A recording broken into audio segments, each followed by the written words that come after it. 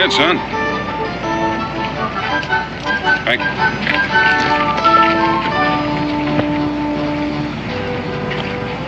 Aren't you hungry, Izzy? Not very. That's something new for you. You're not sick, are you? No, Pa. I feel fine. Well, don't tell your ma I bought them for you. You know how she's about eating between meals. Tastes pretty good, doesn't it? Ma makes them better. That goes without saying, but she hadn't been making them lately. That's because Uncle Brian don't care much for sweets. Matter of fact, he don't care much for anything except for his business. Sure, I'm glad you're not a businessman, Pa. Well, so am I, Israel. That's something else you don't have to tell your mom.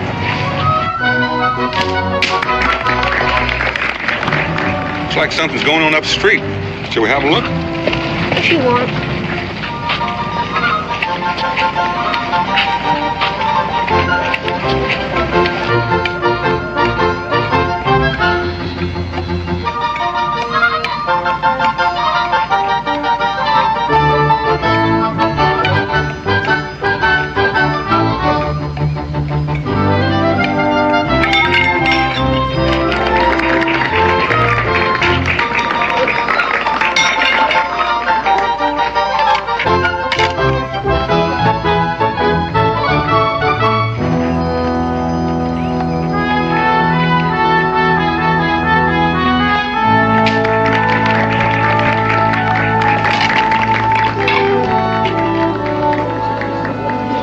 Here, put a corn in the bag. Well, thank you, my boy. I trust you enjoyed the act. I don't know. I keep on wondering what would happen if you dropped one of the plates. The plate breaks. People laugh, and I try it again. Guarantee you wouldn't try again if it was one of my ma's plates. Your boy? He's my boy. He has a very literal mind. Thank you.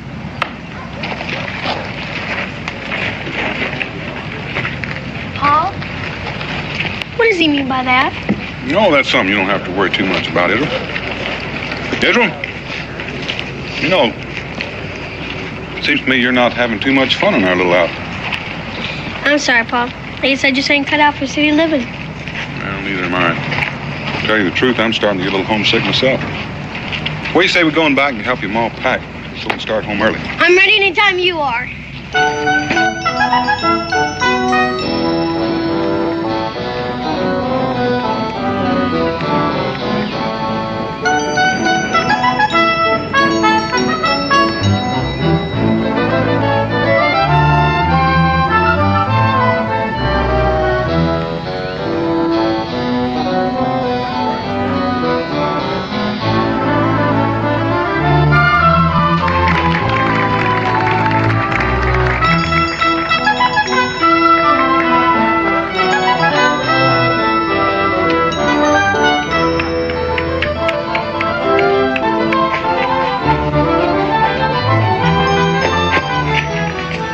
Master Hoot-Owl, I take it that you are running for the sake of exercise and not because you are being chased.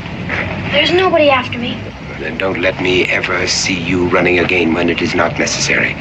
Your precipitous flight might well have attracted unwelcome curiosity. Yes, sir. Well, now, let me see what manner of treasure you have managed to collect. Come on.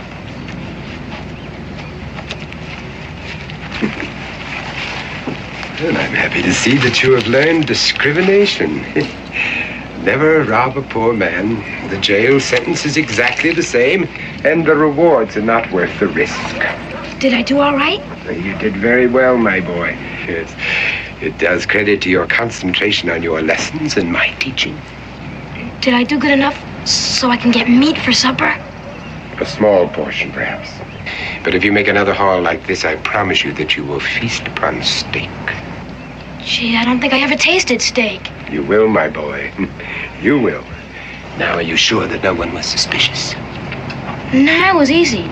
They were too busy watching to notice anything. Yes, that's an ideal situation and a novel way to draw a crowd. Perhaps I should take up juggling. What do you want me to do now? Well, I would say that you have exhausted your single talent for the time being. Get yourself a partner. Black cat, perhaps. Between the two of you, you lads should do yourselves proud, and the day is still young. Shall we go back to the crowd again? Now, don't be greedy.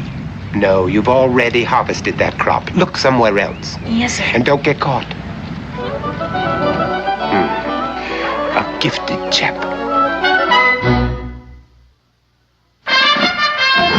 Daniel Boone was a man, yes, a big man, with an eye like an eagle and as tall as a mountain was he.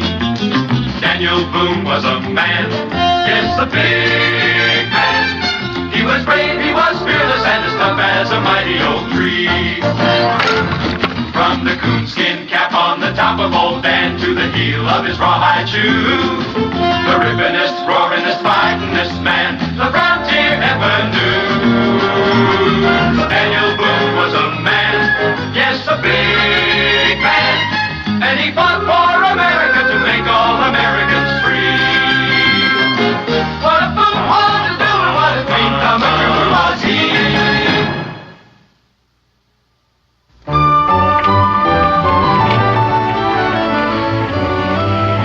Uncle Brian, you've been wonderful. But I'm afraid we've upset your life for the last month. Not at all, my dear, not at all. 5 weeks, to be exact. It's a good thing for me to have a break in my routine. Best thing in the world. Why don't you make a fresh start and come on out to Kentucky with us? No, Daniel, no. Not until the coach goes farther than Richmond. My poor feet, you know. You'll likely be returned to the Virginia Assembly next year. I'll see you then. What about you, Israel? You'll come again, too? Well, maybe. Pa insists on bringing me. Israel. Well, I don't mean anything about Uncle Brian, Ma. It's just there are no kids here. I miss the woods and the streams. It's lonesome. All you have to say is thank you, and I'd love to. Honesty, Rebecca. Honesty. Sirs, madam, forgive a slight interruption.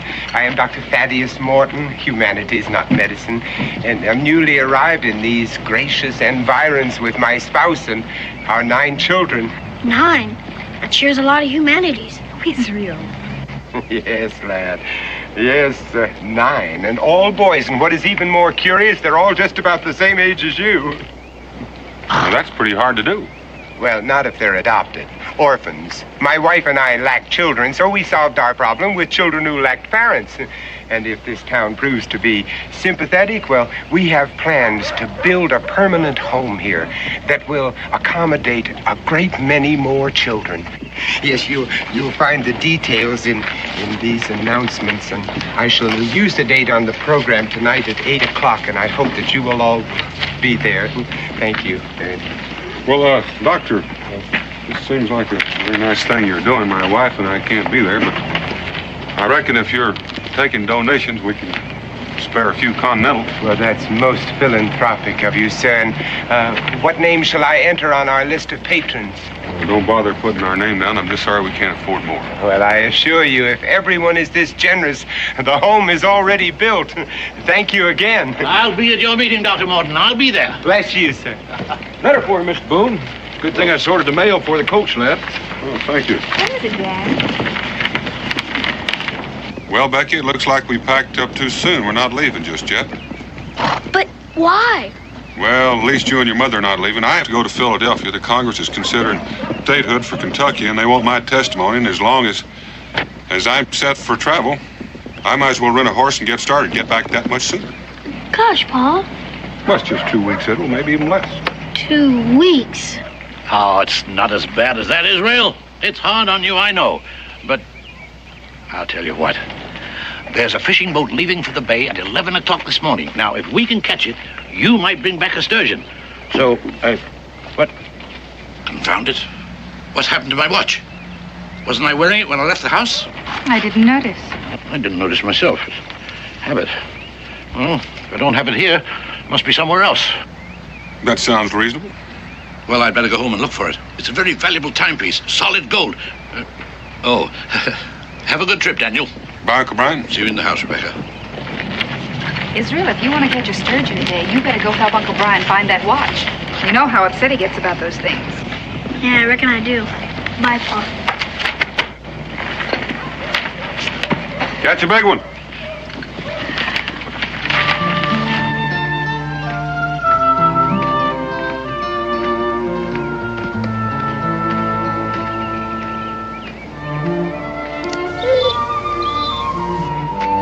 Hi, boy. Hi. How are ya? Want to play? Go get it, boy. Go get it.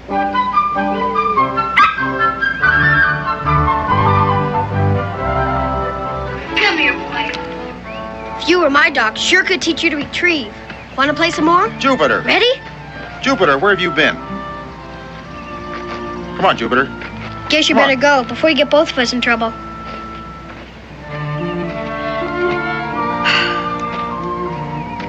Boy, around this town they don't even want their dogs to have fun.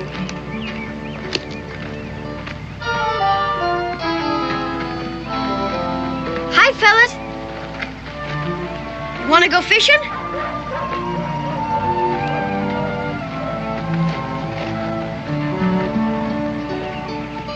Two more weeks, brother.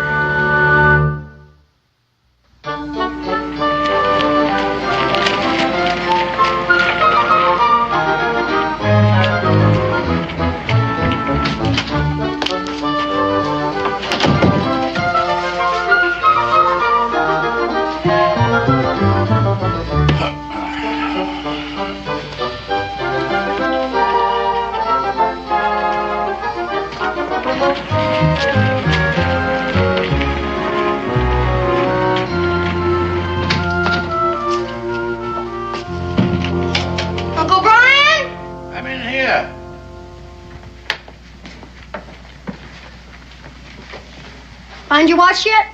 No, otherwise I'd stop looking for it. I remember I had it here last night. I was writing a letter. I laid the watch out where I could see it.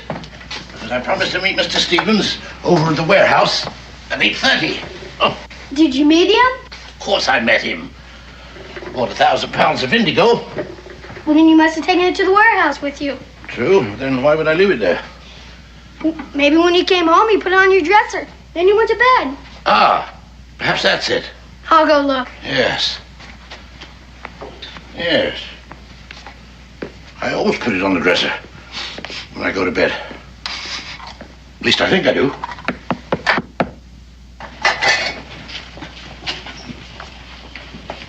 What the devil can that be? Yes? I hate to bother you, sir, but, Well, speak up, boy. What is it you want? well, you see, I'm a poor unfortunate orphan with no mother or father, and I was wondering if you're a kind enough man to give me and some of my other orphan friends some money so we might have a decent meal. Well, how much of a contribution were you considering? Oh, 10 pounds? 10 pounds? Everything you say may be true, my boy, but it seems to me that when one is expecting charity, 10 pounds is a rather exorbitant request. Well, you see, it's to build a new orphanage. Oh, are you one of Dr. Morton's children? Yes, sir. Yes, well, I met Dr. Morton a short time ago. He's a fine man, a most benevolent man. But I find it hard to believe that he'd allow his children to solicit funds in such an irregular manner. Well, to tell the truth, sir. Aha, the truth. Yes, now, you're trying to collect money for yourself, isn't that it? But, sir, I really don't know the value of money, never having any. Except maybe a shilling or a penny. That doesn't answer my question. Well, the truth is, sir, I'm pretty hungry. Doesn't Dr. Morton feed you? Oh, yes, sir. Except I'm his supper and breakfast and... Oh, well, you just wait here a moment. But I can't wait, sir. If I don't get food pretty soon, I'm gonna starve. You... Come on. What was that little beggar up to? Ran off just when I was going to get him some food. I'm thinking you understood what you meant, Uncle Brian. Well, I didn't understand what he meant either. First saying one thing and then the other. Gosh, if I could have talked to him, maybe we could have made friends. Well, he's likely to need a friend. Did you find my watch? Wasn't in the bedroom. Oh. Kentucky, a guy wouldn't have to beg. All he'd have to do is go out and get some fish. Fish? There's a boat leaving now. Guess it's too late. Yes. Oh. I'm sorry, Israel. I'm afraid I've let you down. But the boat goes out once a week. So we'll try again next time, right? Yes, we will. And now, the only other place that watch could be is at my office. Yes. Oh, now, don't worry, Israel. We'll catch the boat next week.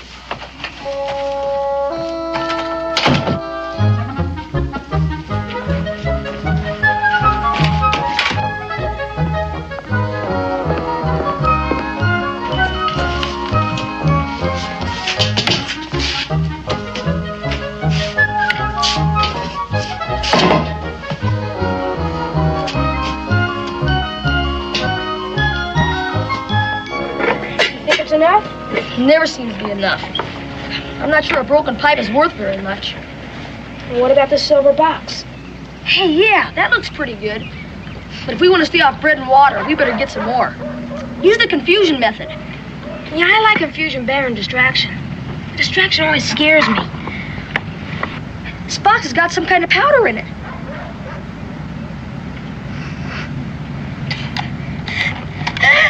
Achoo! Shh, someone will hear us.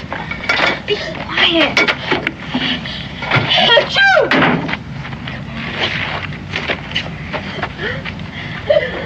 Achoo!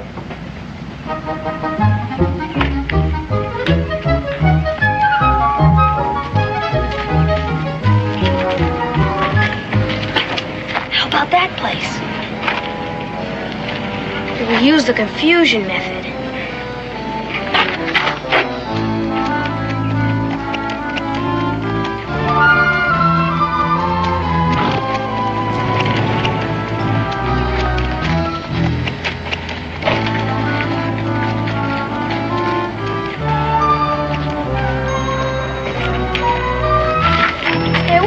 You're pushing. Hey, watch where you're pushing. Stop pushing me around.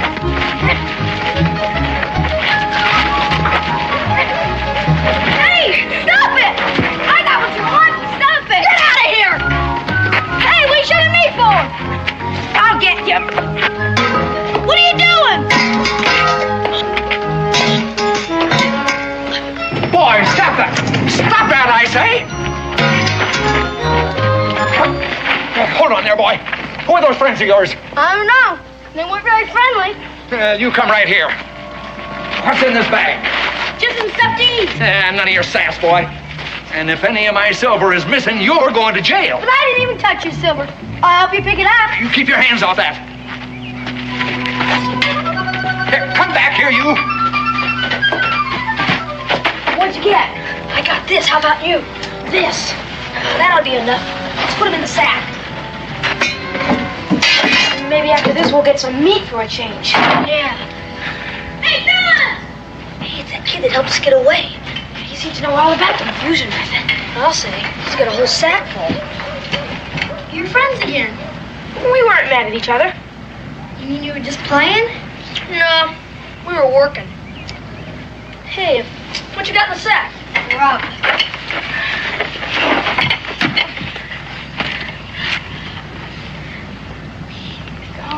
Oh, meat! Boy. 2 kinds of meat. Now, this is for dessert. You gotta eat the other stuff first. Like you think we won't? You stole the stuff? Well, I don't know if it was exactly stealing. I just didn't have time to ask for it. Hey, he's just like us. We hardly ever ask for stuff either. I'm Black Cat Jack. Black Cat? And I'm Hoot Owl Tom. Hoot Owl? Yeah. What's your name? I'm Copperhead Izzy. Hi, Copperhead. Join the gang. Wait a minute. Let's do this the right way.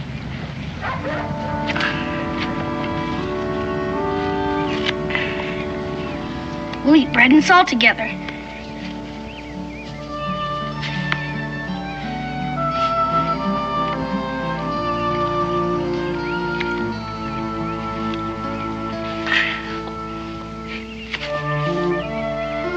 Now we're brothers for life.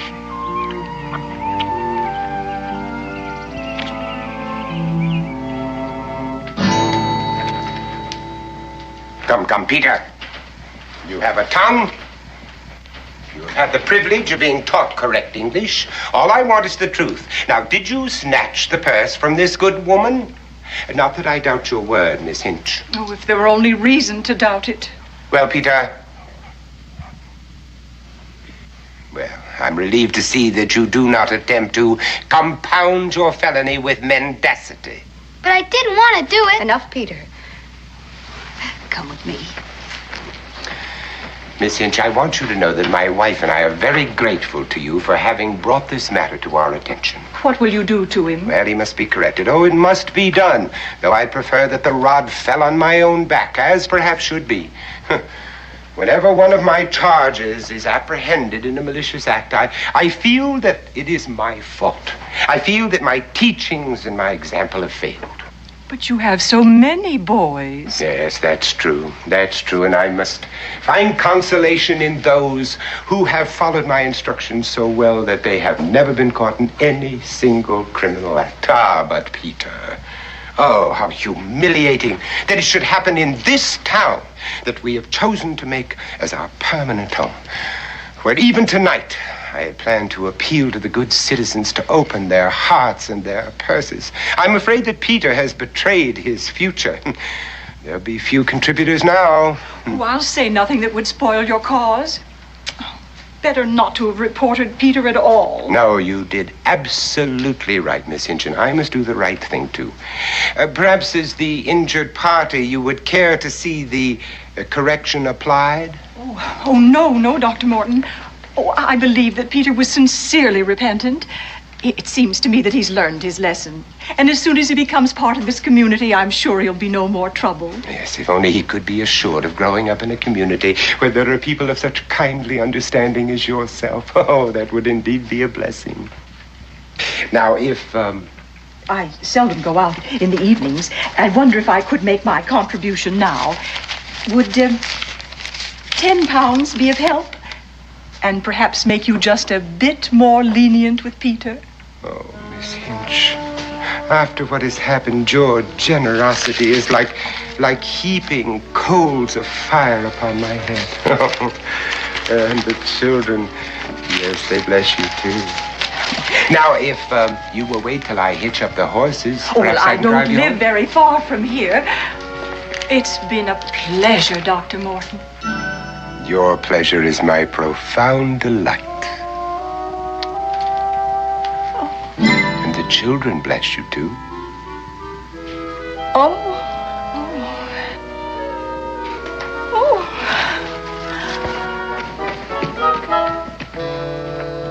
Come, children. Come inside, close the door, and find your seats.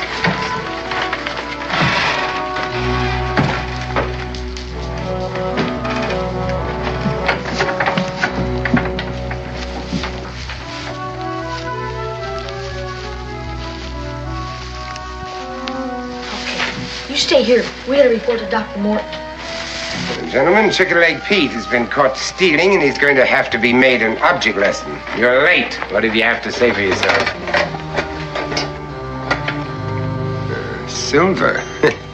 Yeah, now that's what we like to see. You boys are beginning to learn the value of things. I commend your selection. Watch out, Mr. Morton. That stuff's powerful. Powerful? On the contrary, it's excellent snuff. French, I'd say. All right. Sit down.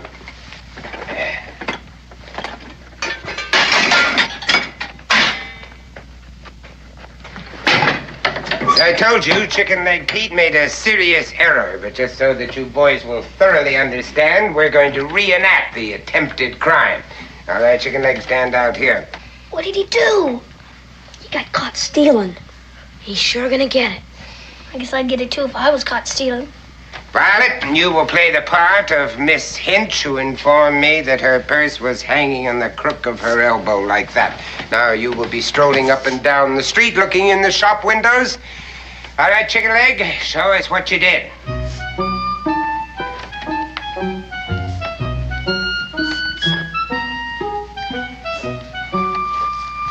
Thief! There. Caught.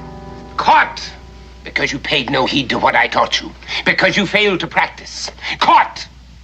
What mortification you have caused me by your stupidity. And for that, you will be on bread and water for 1 week. All right, sit down. Black Cat, come here. Why does he always have to pick on me? Now, Black Cat, this is a solo job. You want that lady's purse or its contents. Now, employing the skills that I have imparted to you, what method would you use? I guess the sympathy method. Very good. Demonstrate. All right, Violet, stroll.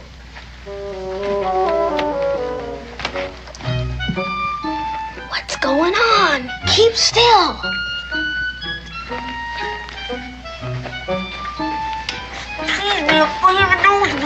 Not my sleeve. Here. I'll get you a handkerchief.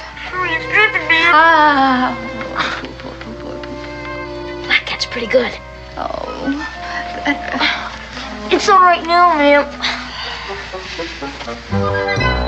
Excellent. Excellent. Just as I taught you. But that's not right. He's teaching you kids to steal. Somebody's got to stop him. Who is that? Come here. Stranger, huh? Well, not quite a stranger. I met you on the street by the coach, but I didn't get your name. Boone. Israel Boone. But you told me in Hoot Owl you were Copperhead Izzy. That was just a play name. You and Hoot Owl, eh? So you're the ones who brought him here, hmm? In violation of my absolute rule, never mingle with strangers. Hoot Owl, up front.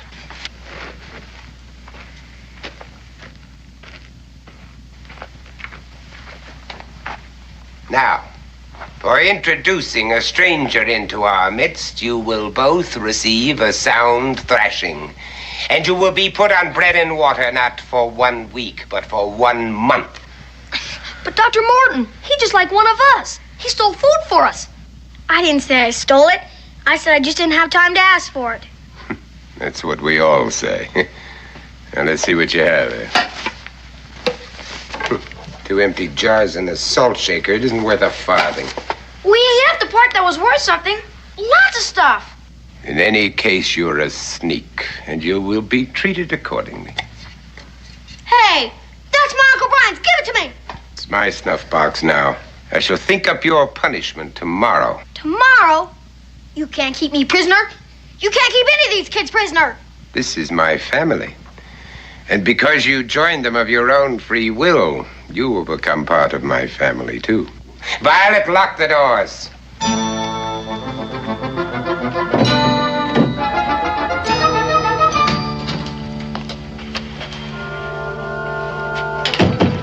Uncle Brian, is that you?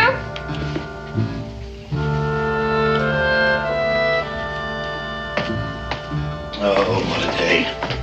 Goodness, I didn't expect you back so soon. They think the fishing boat came home till evening. Missed the boat. I've been at the warehouse looking for that confounded watch of mine. It's not there. It's not here. Did Israel go with you? Israel? He was here when I left. He's out playing, I expect.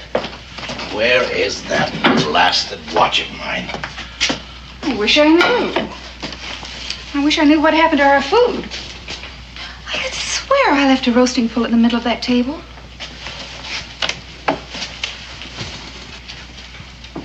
And there's a loaf of bread missing. Well, I've looked everywhere I can think of. I must have just plain lost it out of my pocket. Someone's dumped flour all over the place. Well, it has my initials on it. So if an honest man should find it... Israel! Israel! It's not in there, Rebecca. We scoured the place. Israel!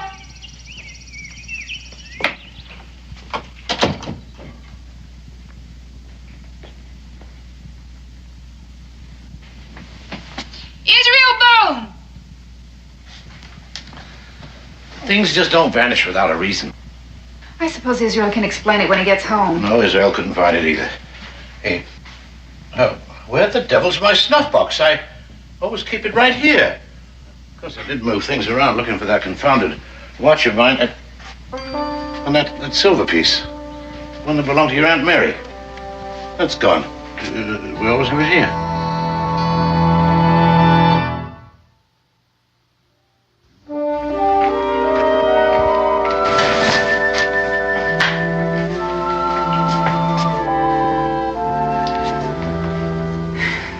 Stay away this long unless something's happened to him. And why did he go off and leave his coat hanging in the hall?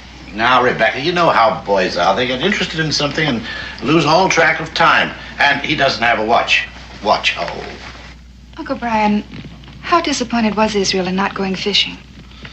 Well, it's hard to say. I think he was more disappointed in me. I didn't keep my promise to him. Why? All that food missing. And he was longing to go home to Kentucky. Oh, I see what you mean. You think he packed up and headed west? No. No, he wouldn't do that. He wouldn't run away. It's impossible. Well, it's not impossible at all. He didn't like it here. I disappointed him. It's the most logical thing in the world. He had to show his disapproval of me, so he packed up and left. There's just one thing wrong with that. I hadn't disappointed him. And he wouldn't hurt me just to get back at you. You're quite right, my dear. Quite right. No, he'd never do a thing like that. There must be some other explanation. He could have been carried off by force. It happens all the time. Kidnapped? Well, I was just exploring the possibilities of process of elimination might arrive at a solution. Suppose someone saw you leave the house and thought the place was empty. They came in to burglarize the house, and Israel caught them in the act. Very sound, Rebecca. Very sound. It fits all the facts, and it explains my missing snuff box. Now, my dear. No time for that. Time for action. Yes. I'll go and see the bailiff. I'll tell him what you think, and we'll post a reward for Israel's return. Well, I'm going with you. No. No need for that. It'll just upset you all the more. I couldn't possibly be more upset than I am now. But the boy might come back while we're gone. If he does, he'll stay. And I'll go out of my mind if I have to sit here and wait by myself. Oh.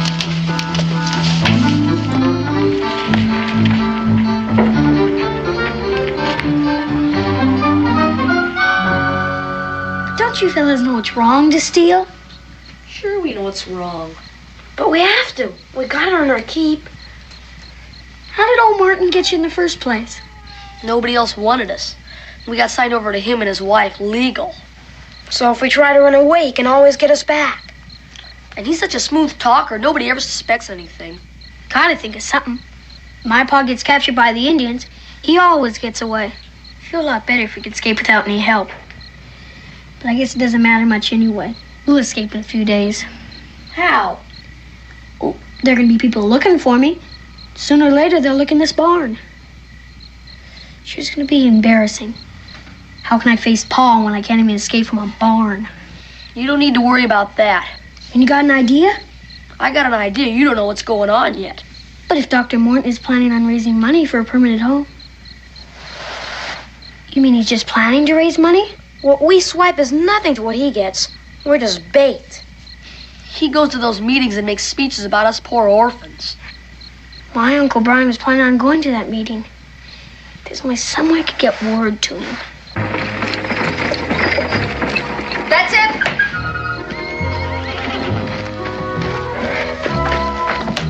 All right. Round up the boys. All right. All right, everybody in the wagon. We're all packed up. Up you go and be careful. There you go. Careful. Up you go. Upstairs.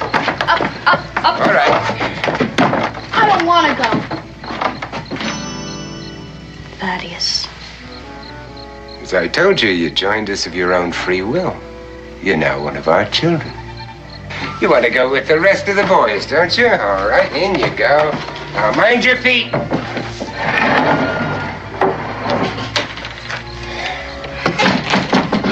Thaddeus, I'm still worried about people looking for that boy. I think we ought to leave right now. We could drop him a few miles from town, and by the time he gets back, we'll be safe. No, my dear. Never lose confidence. Maybe I can get a message to Uncle Brian. I know where his watch went now. Dr. Morton took it this morning. Is this the trunk with all the loot? Yeah, but it's no use. Dr. Morton's got the key. Well, he was teaching you to pick pockets. Didn't he ever teach you to pick locks? Yeah, but I need a tool, a wire or a hairpin. I have a knife. No, I need something that bends.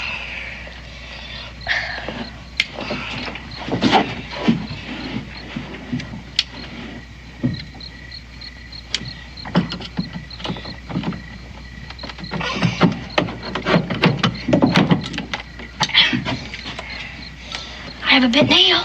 Yeah, that might work. After I leave for that meeting, drive the wagon into that patch of woods south of town. And then if anything goes wrong, the people will be looking for me here and will simply vanish into the night. Boy, if Dr. Morton catches me at this, we're in big trouble. You want to escape, don't you? Why else do you think I'm doing this?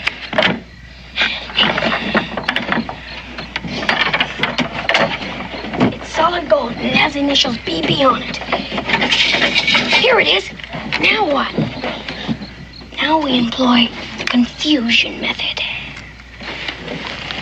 Well, adieu, my dear. I'll see you in the Sylvan Glade, my pockets lined with gold. What's that racket? What's all that noise going on in there? Be quiet.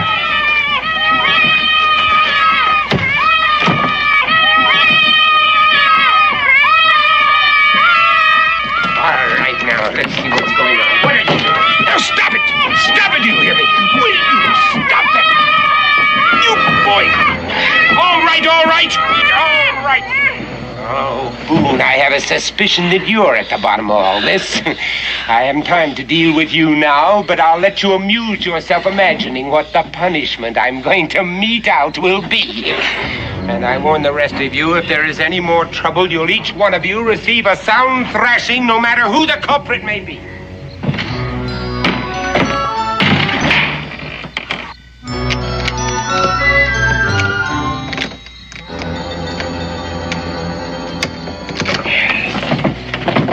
Dear, you'd better be on your way. Did you get it? Well, did you get it? Well, this might not work. We have a chance.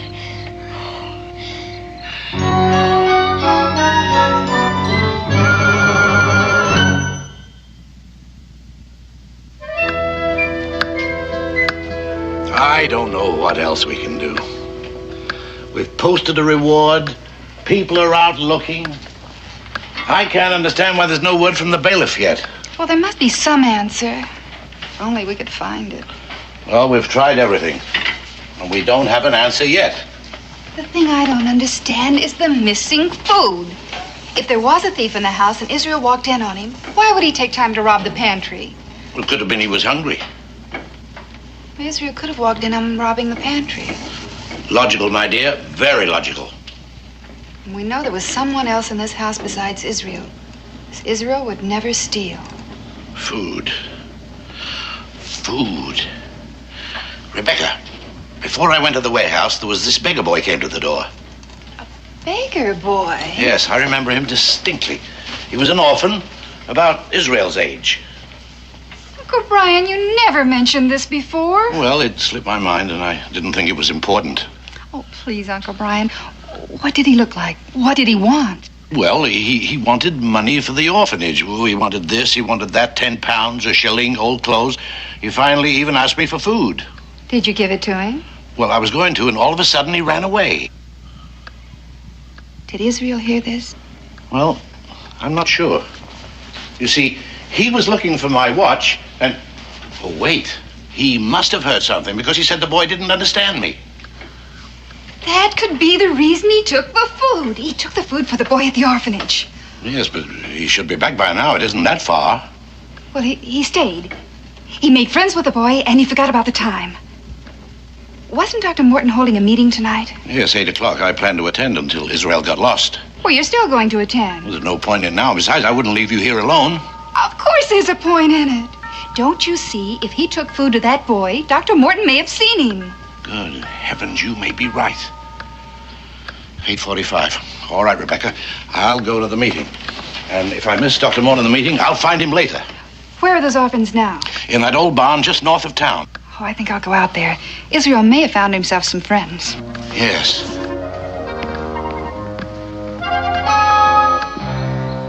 I can see by your expressions that your hearts are being touched, that your sympathies are with those homeless waifs who even now are sleeping under a roof designed to shelter cattle. They have wandered like the beasts in the woods, with only my wife and myself to serve as their shepherds. But they need more. They need a community of upright people like yourselves, men and women who can give them examples of honesty and industry and generosity. Generosity must come first before all of those other blessings can follow. And so as I pass among you, I beg you to consider that my hat is simply a safe repository from which your benevolence may pay dividends for generations to come. Thank you, sir. Thank you. And thank you, Matt. Thank you very much. That's very good of you. You know, you are buying the ground on which those children are now sleeping. Thank you. And in place of that miserable hovel in which they live now, thank you. Bless you. You are building a temple to human kindness where not only these orphans, but many other orphans in years to come may go and seek shelter from the storms of life. Oh, what joy you people give me. I just could weep. I really could. You know, there are no words to express my gratitude. Thank you. But you will hear it in the voices of the children. And I must go now and let them know of their great good fortune. And I beg of you all to appoint a trustee of your own choosing from among yourselves with whom I may deposit these funds in the morning. I wasn't sure I'd make it in time. Well, you were spared my speech, but it's not too late to make a donation.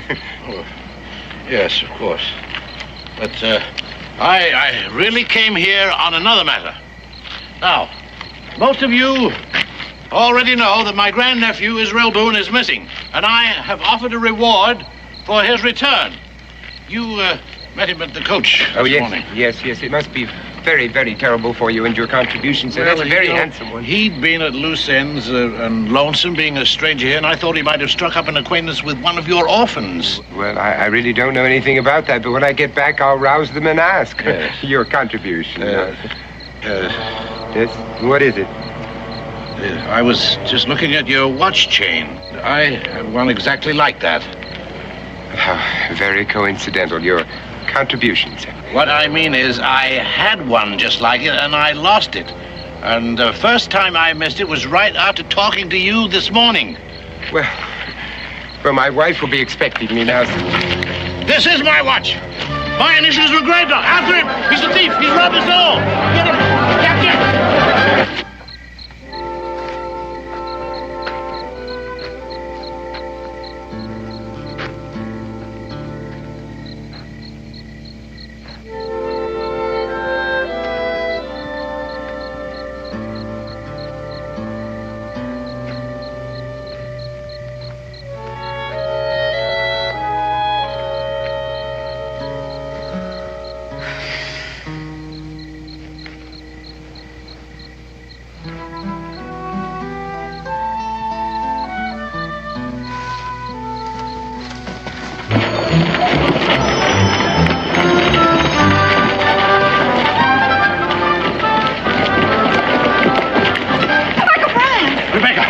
Dr. Morton, he's a scoundrel who thinks he stole my watch. Then he's got Israel. I found his handkerchief in the barn. Don't waste time.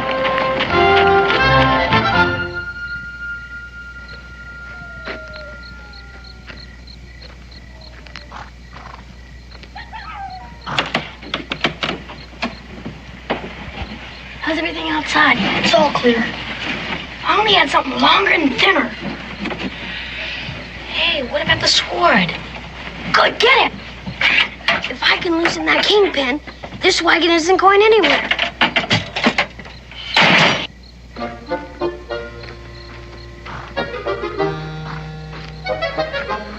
What's that noise?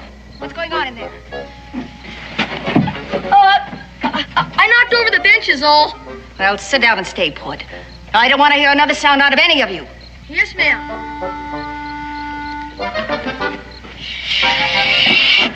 Gotta loosen these bolts. It's coming. The bolts are loose.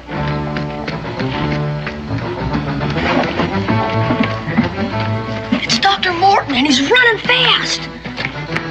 What happened? Boone brat, he double-crossed me. You mean you're going to come after us? Yes. Now, get up there. When I get him, I'll wring his neck. What did he do? He switched watches on me. Just when I had this town in the palm of my hand, but there's no time to talk about that. Let's get out of here.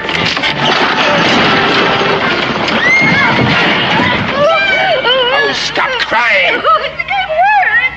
You're not hurt, but somebody's going to be. This is that Boone brat's doing. Oh, I'm going to give him the thrashing of his life. And you, too. You, too. You think that you can outsmart Thaddeus Morton and get away with it, do you? You cursed stupid little pumps! Wait till I get my hands on you. All right, come up here, all of you. Come on up here. Boone! Boone, where are you? Come up here. I'm going to teach you a lesson that you... Stop where you are, Martin! Israel! Oh, Israel!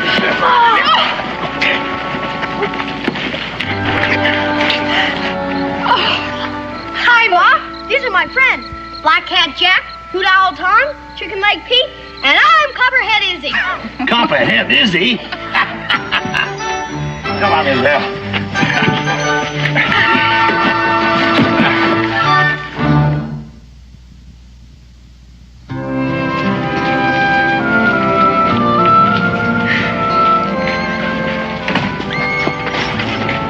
That's quite a story, Israel, but are you sure you didn't stretch it just a bit?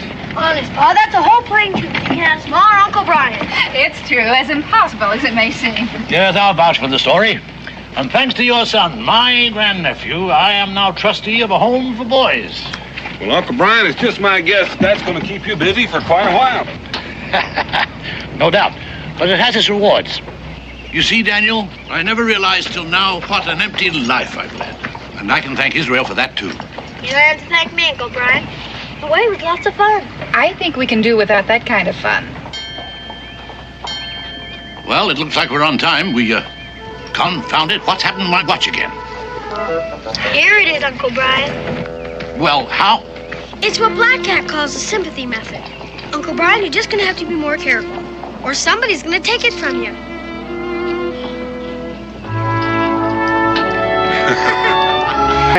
You've been a gunsmith. You've been a shopkeeper back in Pennsylvania all your born days. You never hunted nothing but customers. Before that, I'm talking about before that, when I was young like you. I was a surefire hunter. And I tell you that I trailed that panther right over the Alleghenies. I remember that I started on a Tuesday, and I trailed him right through a Thursday. You old men sure are something. Or you'll make up anything to prove you still got vinegar in your veins. I don't make nothing up. I know the woods like the back of my hands.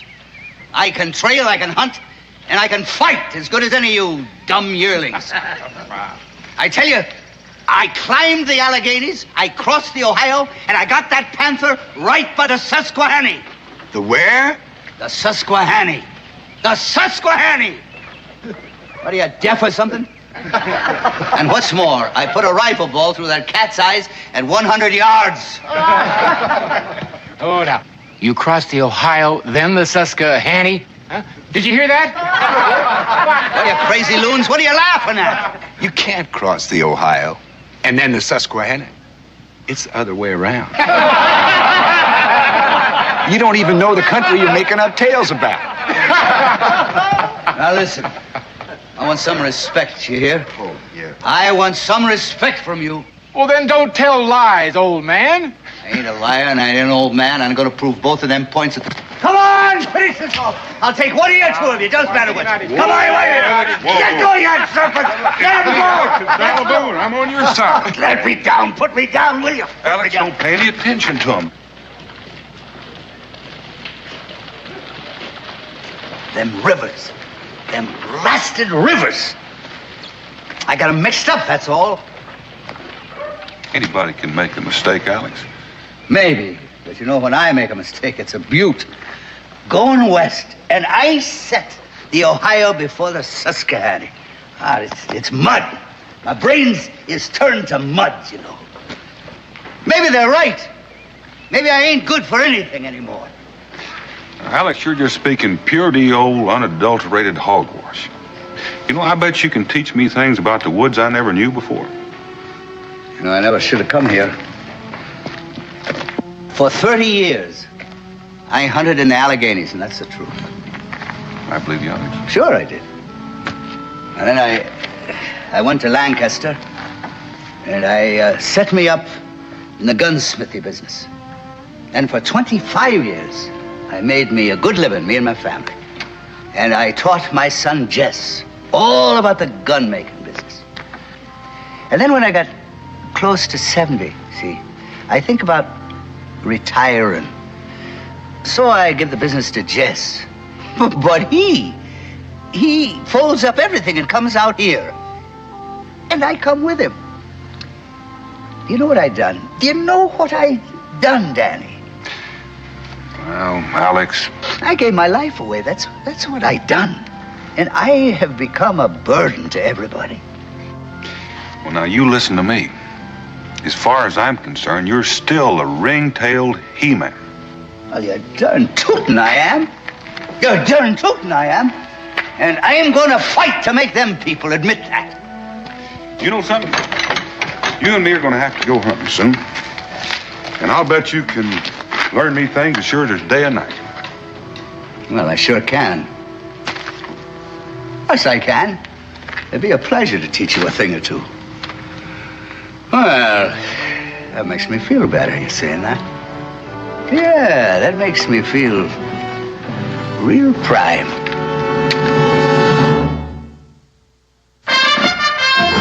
Daniel Boone was a man, yes, a big man, with an eye like an eagle and as tall as a mountain was he.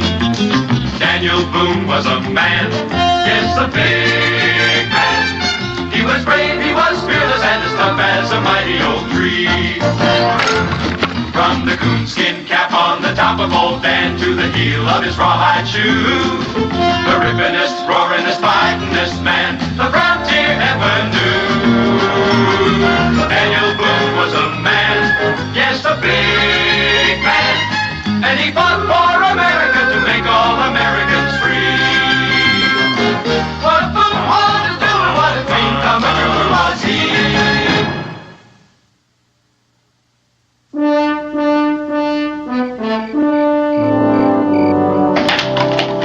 Get up there, young man, all day long. You're in a hurry when it comes time to go to bed. Thanks, sure, these slow down when you get those boxes. Pa? Mr. Hemming, old Alex, why does he act so silly? Is that any way to talk about your elders? I mean, why does he tell those stories? Well, you know, I figure when I get to be his age, I'll have a few yarns to spin. And I don't reckon I'll exactly like it if every word I say gets doubted. Well, you're different, Pa. Oh, am I? Well, the way he tells it, he makes everything sound bigger and better than the way it is now. Well, if that's how he remembers it, who are we to say he was wrong? We weren't there. Still makes it hard to believe. You know, Israel, something keeps running through my memory. I seem to remember my pa telling me about a hunter named Pater Hemming. Old Alex? I recall that he said that Pater Hemming was something to behold, that he knew more about guns and hunting than anybody in the whole of the Alleghenies. Is that the truth? Well, my pa never lied. Why should yours? See you in the morning. Night, Pa. Night, Israel.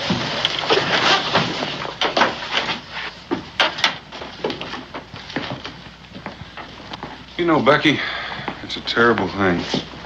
Sure is. You know, man leads a full life. He's a great hunter, runs a business, raises a family, supports his kids, puts in a full working day every day of his life.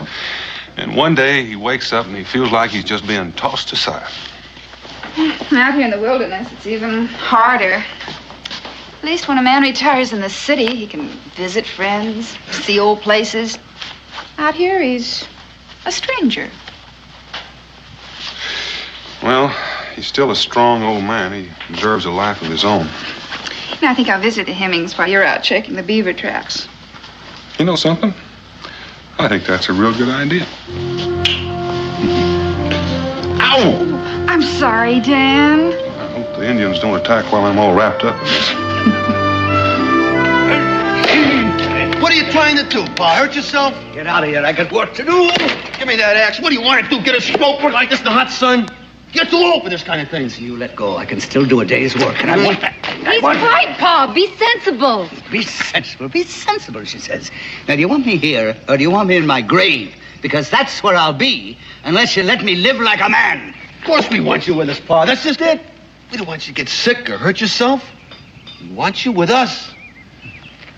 So why don't you let us take care of you, Pa? Well, then let me do the things that make me feel I'm alive. Mrs. Boone. Mrs. Hemming. Mr. Hemming? Daniel sent you, didn't he? About hunting, about him and me going hunting together, right? No, I just came visiting. Well, it's not about hunting? Oh, he doesn't have time to go hunting now. Fact is, he and Kelly and Ben are going out to check the beaver traps. They're over at the tavern now getting ready to go. What, now? Yes. Well, they're not going to go without me, I tell you. Salt and cornmeal. Oh, how about a spot of rum? Nights get mighty cold up there. Cincinnatus, you always think of the most important things. Daniel. I'm going with you. You promised. I'm going with you. Are you out of your mind? That's all we need. None of your sass, mister.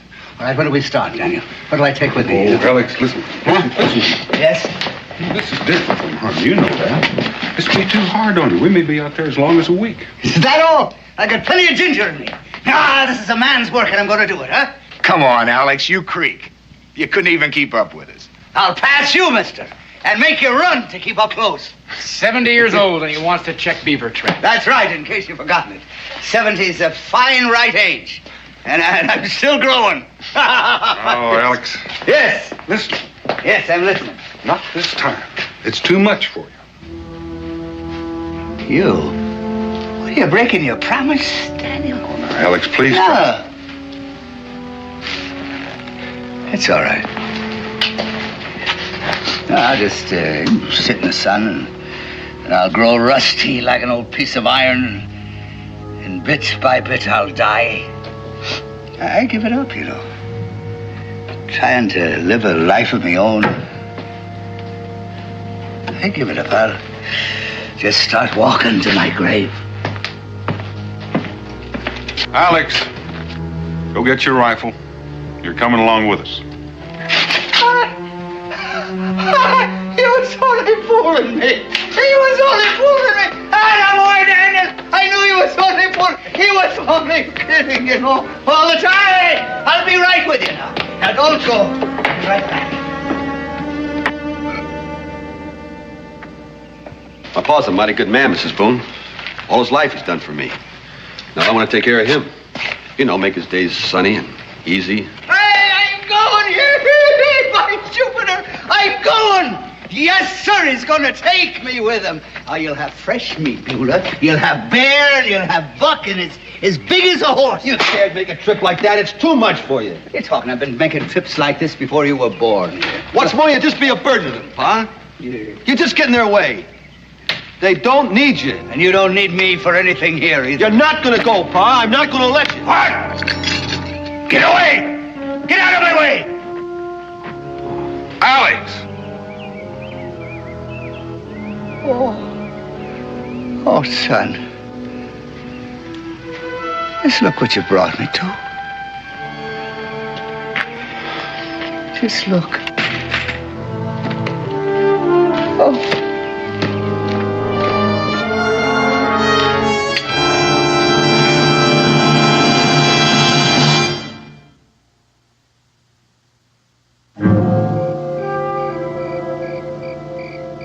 Down in the willow garden, where me and my love did meet, there we sat a-courtin', my love dropped off to sleep. That's real sweet singing. I hope them beavers like it. And the Shawnees. You know, I keep thinking of old Alex. That goings-on back at the wagon. That sure was something. Threatened to shoot his own boy. Well, tomorrow when we run those trap lines, Cully, you can take the north end. Ben, you take the south, I'll take the middle. All right? Yeah, suits me. Yeah, me too. Rendezvous back here about sundown. Well, then, if we can stop thinking about an old man and get some sleep and think of beaver.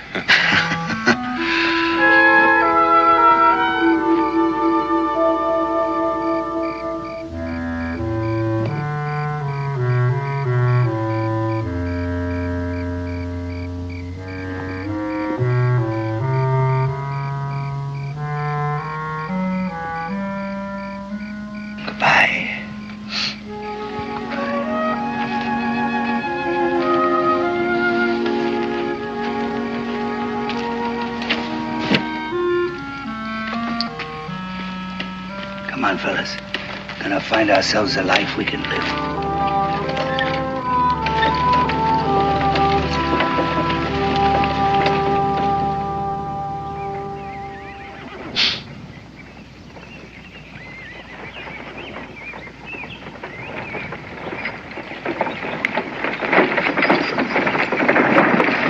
Alex! Sammy, what in the blazes are you doing out here? I ain't asking you no questions, mister. What are you looking for? Hey, get away from there now. Get away. You got your whole blasted workshop in there. Stocks, barrels, tools. You're darn right I got them. It ain't none of your business, but I'm finding me a new settlement. Up this road? Yes, you bet your life up this road. Get out of here now. Now, you're heading straight into Shawnee country. You'll be hauling all that stuff right in her hands. You ain't letting me do anything, are you? None of you. You ain't letting me have no place to go. Now then, get out of me path. You're going home, Alex. That's where you're going.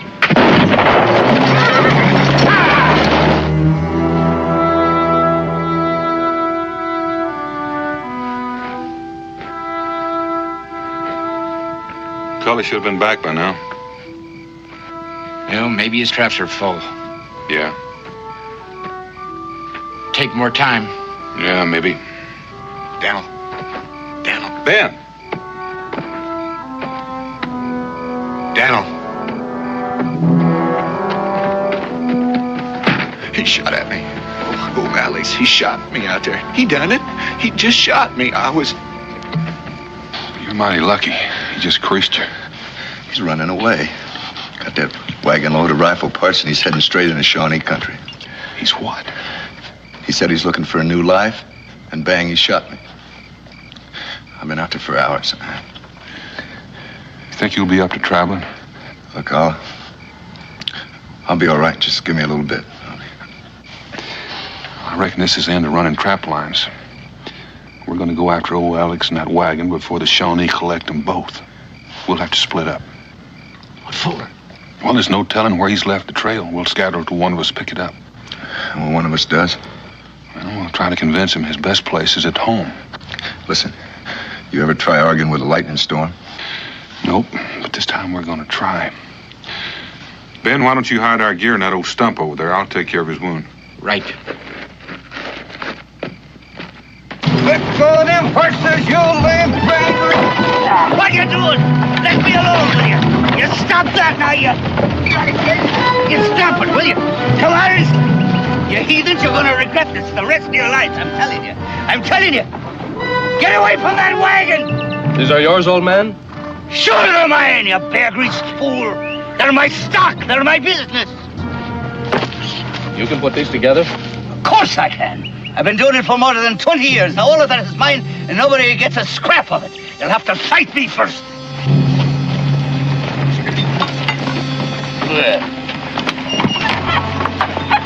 What?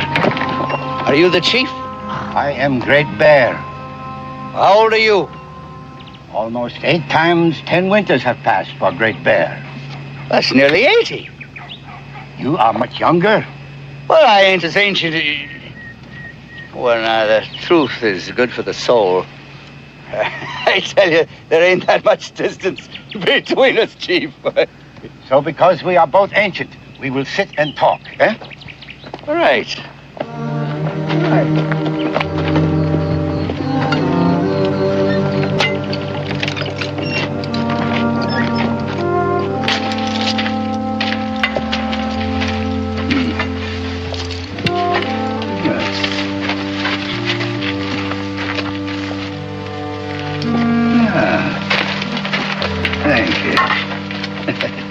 Well, your young people show respect here, don't they? It is natural.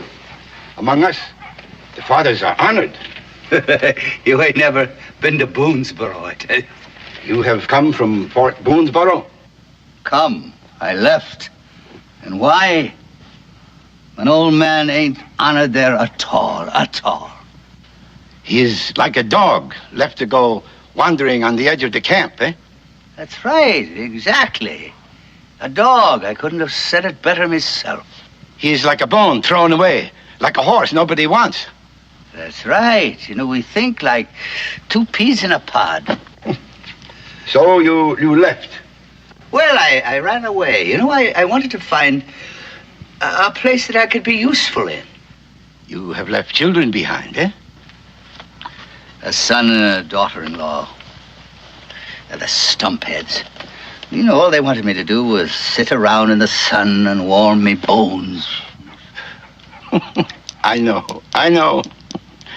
Among the palefaces, they do not understand. There's much wisdom with the old, much to be learned from them.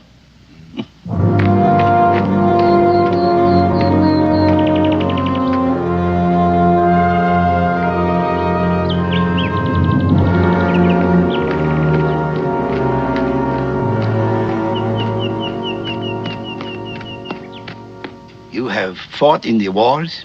Yes. Yes, Quebec. I was with Wolfe in 58. I was in King George's wars in 40. I, too, have fought in wars. English, French, Spanish. You and me, we have seen much and known much, eh? Yeah, I think we're the two smartest fellas in the village, if you ask me. Oh, thank you kindly. Thank you. Oh.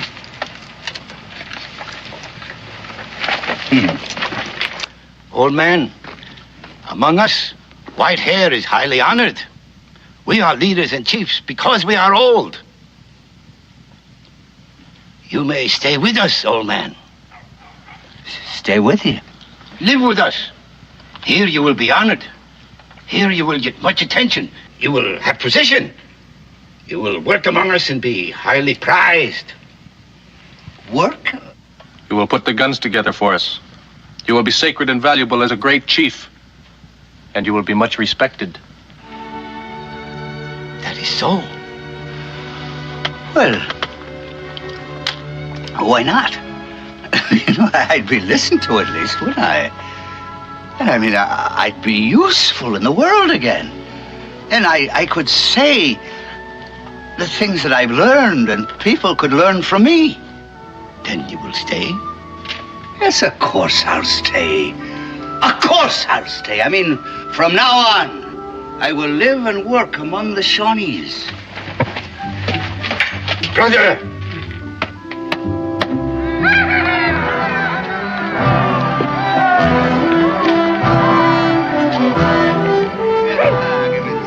I will put these guns together.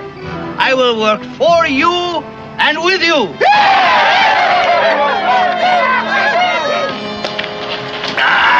Thank you, thank you. All right, now, where I was. Now, first, I swum the Susquehanna, and then I swum the Ohio. They ain't gonna catch me on that one again, no. And there, on the Ohio shore, I run right smack into that huge panther. The great cat of the forest.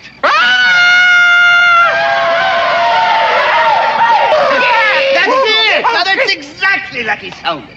All right. He turned. He saw me. I tell you, his eyes were like burning stars. And he crouched.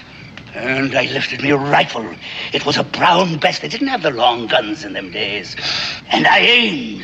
And then that panther charged. Yes, he came like a bolt of lightning. He was the biggest cat in the entire world. And I waited until he was about 6 feet in front of me. And then, bang! I pulled the trigger, and then I leapt lightly aside, and the cat fell like a stone at me side. I tell you, I had got me the greatest and the biggest cat in the entire Alleghenies. Yes, he went from there, at least over to there.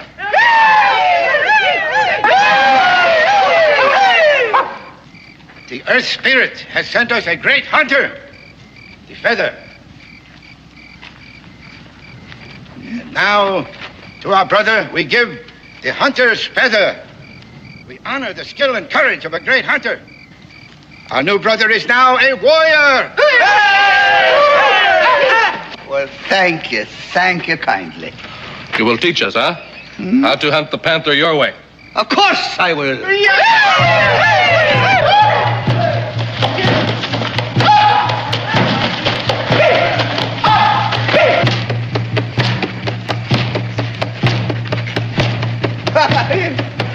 slow.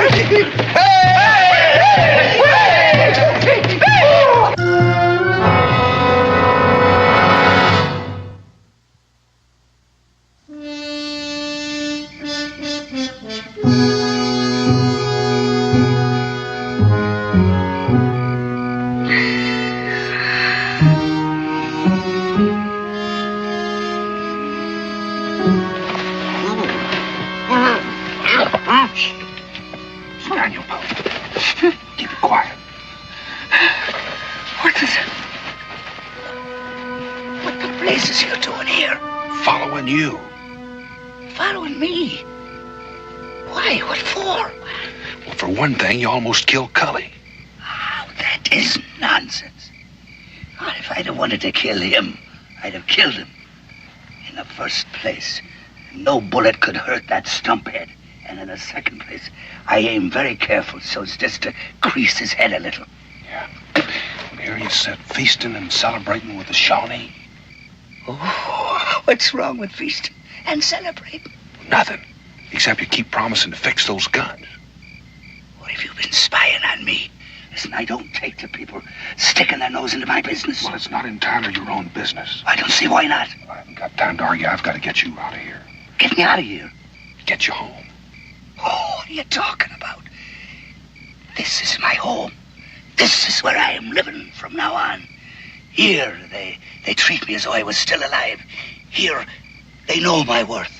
Here, they still respect old age. So this is my home.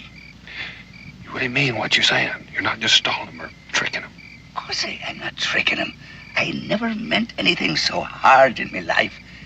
See, these are my people.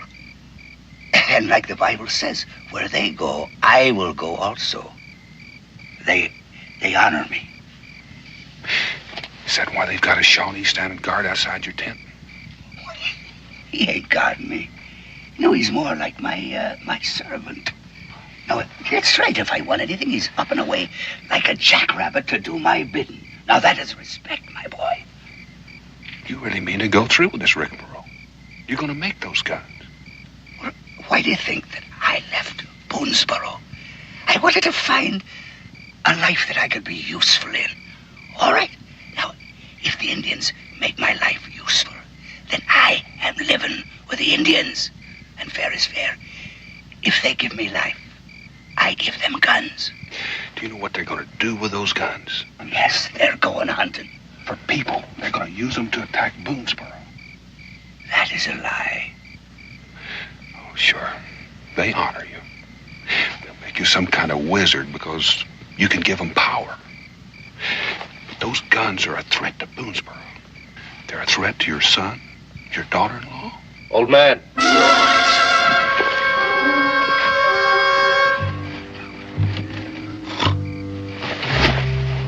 Old man, you call? What's that? I hear voices. Oh, no, that must have been me. I'm sorry, son. I think I was just sleep-talking. It's a habit I got, you know. Now go away and leave me be. I want to go back to me snoozing. I want to finish a little dream I was having.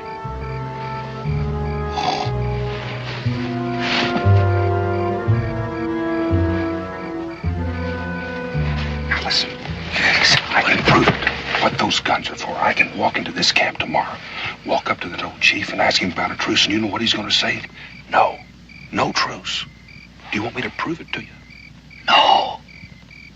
I'll make my own proof. All right, tomorrow you ask the chief. No, don't tell me what to do. I don't need any help from you. I'll prove it in my own way. All right, tomorrow night I'll come back here. If you need me during the day, I'll be back at the hill behind the camp. I ain't climbing no hill to fetch you.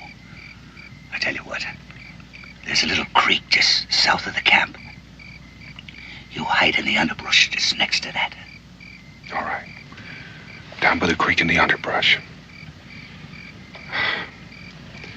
Alex, I'm sorry. I know how you feel. No, you don't.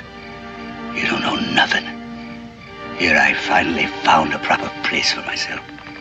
And you come creeping in here, putting a worm in the apple. Get out of here. Get out! Leave me alone!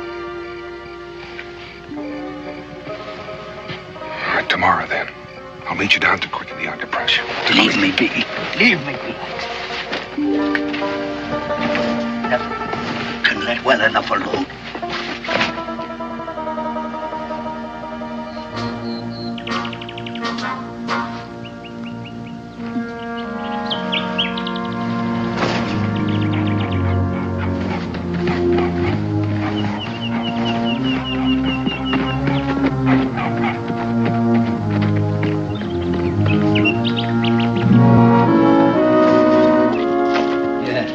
Good morning, my brother.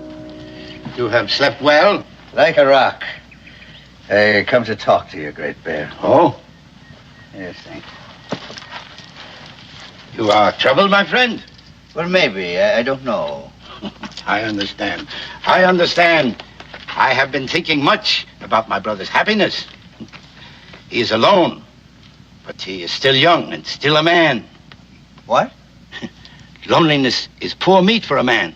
So today, I think I will send him a squaw, a fine girl, to take care of him. That is what troubles you, eh? What do you mean? Me a squaw? That's just what I need. So, you will start putting the guns together today. You see, that's what I wanted to talk to you about. Huh? It's a question about them guns. We're brothers, right? Hmm? And a man that can talk honest with his brother, can he not? A man should talk honest with everyone, my friend. Well, that's my sentiments, too. I am glad.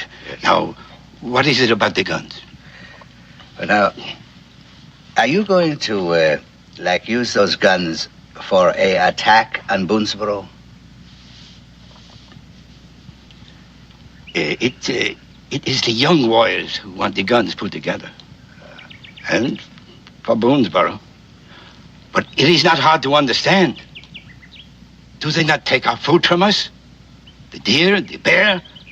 Do they not take our land from us? Oh, yes. Do they not come as strangers and drive us out? Yes. Then they are the enemies of your Shawnee brothers, are they not? Yes. And they are your enemies, too. They laugh at you. They make you feel as if you are nothing. They have driven you toward your grave. Is that not true? Oh, yes, that is. So, if we use the guns against them, what difference should that make to you? None. Not at all. None at all. Good. Then we are still brothers. And today I shall send you a fine squaw. Thank you kindly. Great Bear, thank you kindly.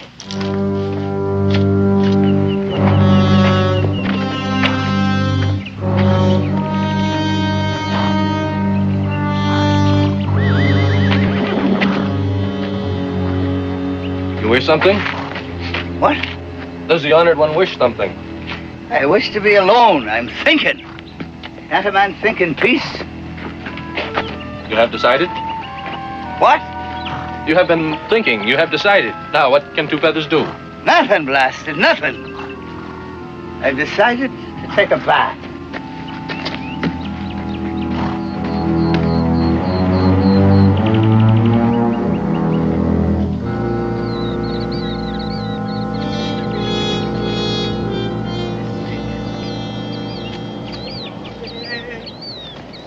Hey, Rosey.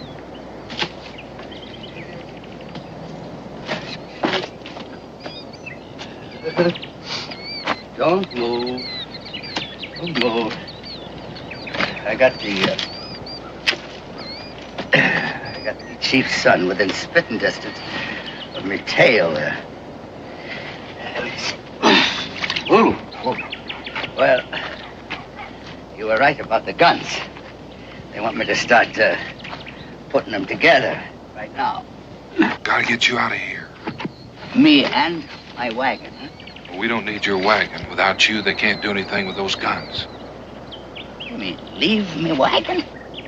Listen, Alex, it'll take a miracle to get you out, let alone that wagon. Well, then we'll have to make the miracle. That wagon is my business, my stock in trade. I can't. I ain't gonna leave it. All right.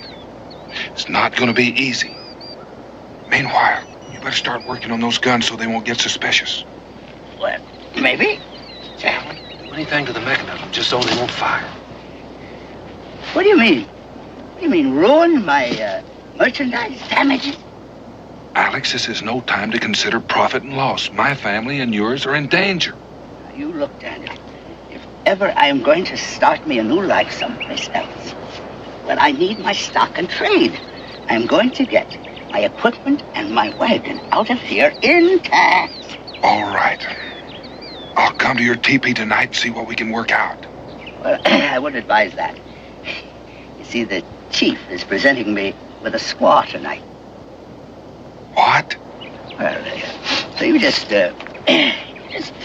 hide here in the rocks, and I'll find you, you know, and you take my orders, and I'll get my wagon out of here, all right? And what are your orders? Well, I ain't thought of them yet. When I do, I'll let you know. Well, that's all the washing I can do for the moment, with all that I got in me mind. Da-da-dee, da-dee, da-dee, da-dee, da-dee, da-dee.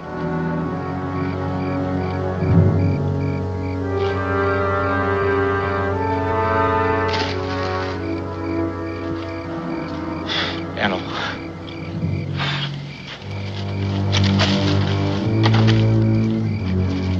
Where's Alex? Commander-in-Chief. Right up there in his teepee. Commander in what? I'm just down here waiting for his orders. You got him prisoner, huh? Got him up there?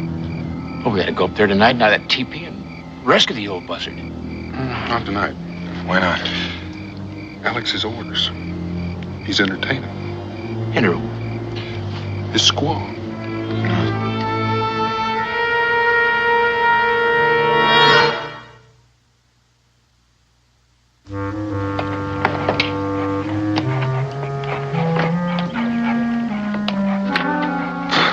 Orders. Can you beat that? We have to wait for orders. On account of that wagon. Yeah, that wagon's his life. It's the one thing that makes him feel independent. Independence for him and more scalps out of Boonesboro. Well, whatever it is, it's happening now. Greetings on this fine, grand morning.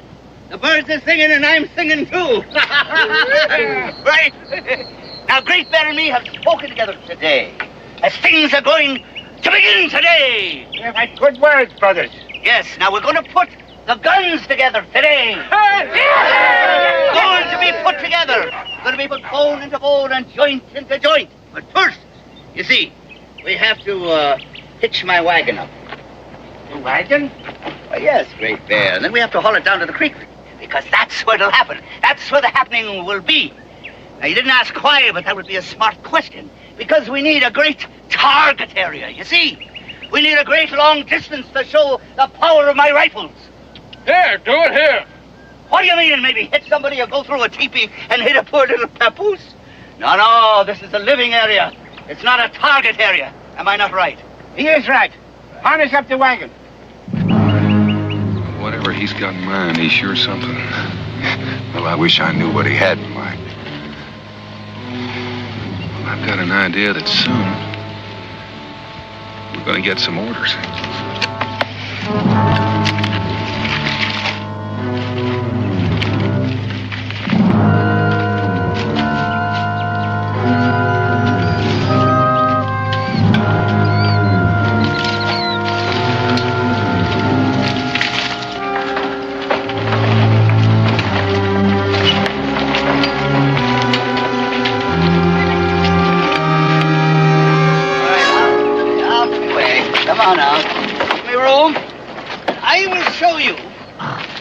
To put a rifle together. So you watch carefully, watch the hands of an old timer, because there's magic still in these old hands. Now, first we have the rifle stock. This is genuine walnut. Now, it ain't polished yet, but she will shine like the sunlight and water when she is polished. Right now, I will show you the rifle barrel. Will you look at it? It's good steel. That's right. Now, I hammered and I tempered and I fashioned this myself in Lancaster. This is a Pennsylvania rifle. You'll notice the long barrel and the short stock. Now, that is the finest weapon in the wilderness. All right? Now, the flintlock. Yes, sir. People used to call me an artist, they did. Would you hold that? They used to call me a master craftsman. And indeed, you know, I do have a great love of mechanical things. You're right, Daniel. He sure is something. You mean he's more than just an old man? Yeah. That it is finished. A real jewel. You like it? Now, give me the powder and the ball. But first, hold that. Hold that now for 1 minute. All right? Here. Listen there. Right. And a bit here. Oh. Here, hold that. And we'll tap it down. A little ball and patch. We'll tap it down briefly. Now, I'll show you. I'm going to show you something. I'm going to fire her for you to show how sweet and true she is at 100 yards. And indeed, you know, this rifle can hit the eye of a squirrel at 150 yards. But first, I got to put up a target. Just hold that. Give me this, please. This I am going to put at 100 yards away. Yes, on that tree there, across the little road. What you got in mind? I don't know. We better be ready.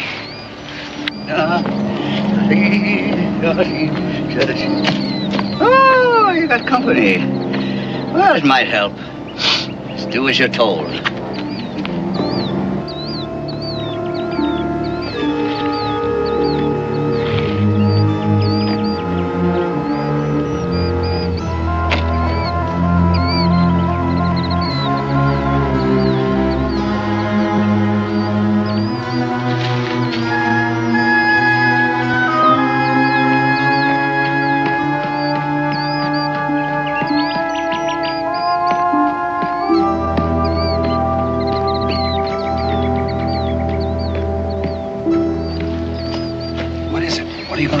I got a little surprise for them. I've been up all night making guns. What guns? I don't see any guns. Listen, all we can do is what he says. Follow orders. Of which there hasn't been one. Now, brothers, watch. Straight and true. Yes, sir, an old man is going to show you how he can still be steady and clear-eyed, even at 70. You watch. Oh, he can shoot. Seems like it's not the only thing he can do. A rifle like this, my brothers, is easy, it's quick to reload. And she still fires as good and she stays accurate. Yes, sir. There ain't nothing like the Pennsylvania long gun. It is the finest weapon in the world, you know that. And it's as slick as grease. And it fires just as good at 100 yards. As easy as it can hit one at 6 inches. All right! Go ahead! Fire, you knuckleheads! Over their heads.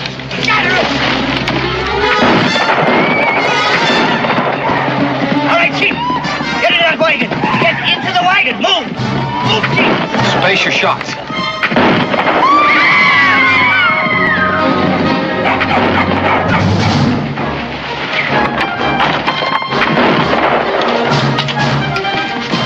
Crazy if he thinks we can pull him off here. Keep back, my brothers! Keep back, I warn you! Look at that. Look, did you ever see anything like that? All right!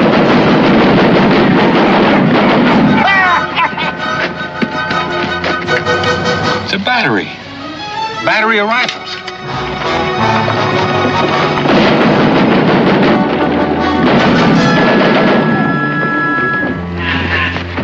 What are you doing, pal? What is all this? I mean, what's all this? I caught him.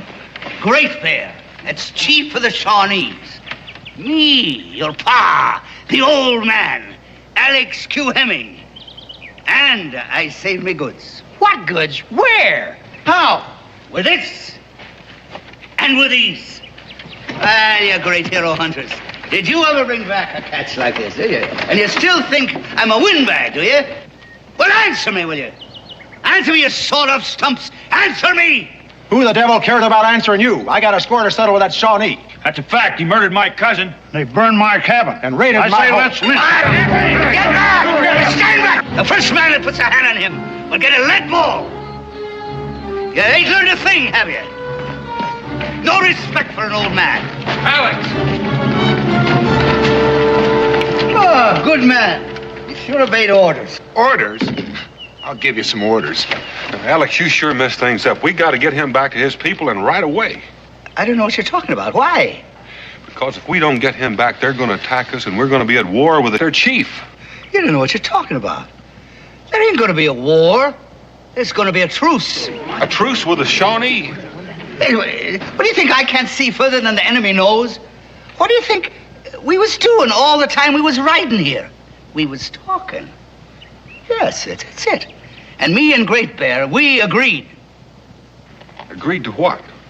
The truce, man. A truce. We've both been living a long time, and we learned a lot. And we learned that there's no sense in a war. So we made a pact. And we're going to have peace. What my brother says is true. There will be no war. And this one, he's a very brave and wise old man. My God, Alex. You son of a gun, Alex. All right. Thank you. Yes, and I could use a little nip, you know. My Blue Thunder, huh?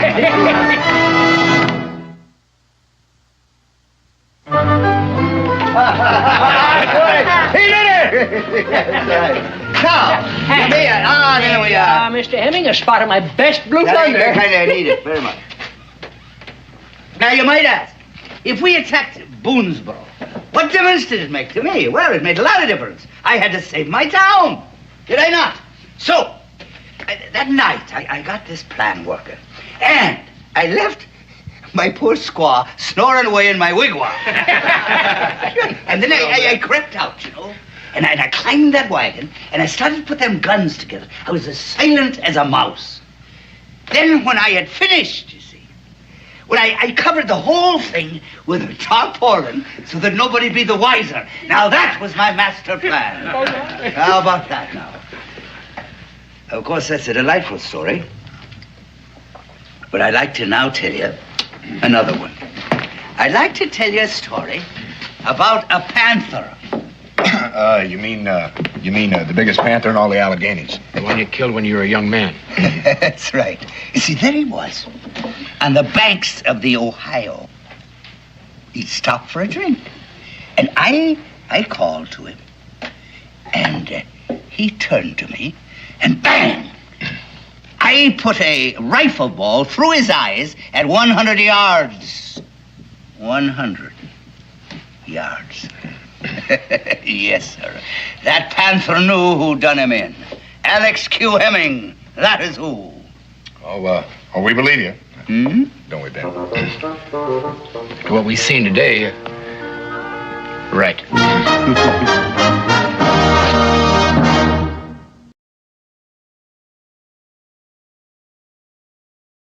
With a dandy, ho-de-yum, diddy-yum day. Them lips are sweet as sugar candy, ho-de-yum, diddy-yum day. You keep improving on that guitar, Josh, and I just might hire you to do a little singing for the trappers on the rendezvous. Oh, no, you don't. I busted a guitar last year, had a chair broke over my head, and spent 3 weeks with them Indians to keep them getting killed. Well, that's what you got for jumping up and yelling you could whip any man in Kentucky. I didn't say I'll whip any man. I said any woman, and somebody didn't hear me right. Well, cheers. Women aren't going to wait and see if you got any mail. Where I'm from, I don't know anybody that can write. Well, now, that's strange, because here's one for you, Josh. Now, who do you suppose would be writing me? Well, you could always open it up and find out. I'm surprised I didn't think of that. Yeah. What do you know about that? What do you know about what? How do you expect us to know anything when we haven't had a chance to read it yet? Dan, look at that. Mr. Josh Clements, dear sir. As executor for the estate of the late Langston Clements, it's my pleasure to inform you that you have been named as the sole beneficiary in his will. I would appreciate it if you would call at my office at your earliest convenience in order that the transfer of certain properties to your name may be accomplished. Sincerely yours, Marcus Whitmore. Is this the rich uncle you've been talking about? Yeah, but I don't understand that. Why he mentioned me in his will, I don't know. Nicest thing he ever said to me was ne'er-do-well or... Just how rich did you say your Uncle Langston was? I don't know. For sure. The last time I visited him, I'll tell you this, he owned a goodly portion of Virginia. Well, now, seeing as how you come in all this money, don't you think maybe you could pay me that $50 you owe me? Cincinnati's $50 is about all I got in the world right now. I got to go to Salem, check out that will. I got to live somewhere while I'm there. Now, would you want a wealthy man like me sleeping in a livery stable? Putting on airs. He ain't even been rich 5 minutes yet. You know, Daniel, by the time he gets back from Salem, he won't even be speaking to us common folk. Now, you know me better than that. I'm not the kind of fellow that forgets my friends. Yeah, well, I ain't the kind of a man that forgets $50. Now, that's for sure.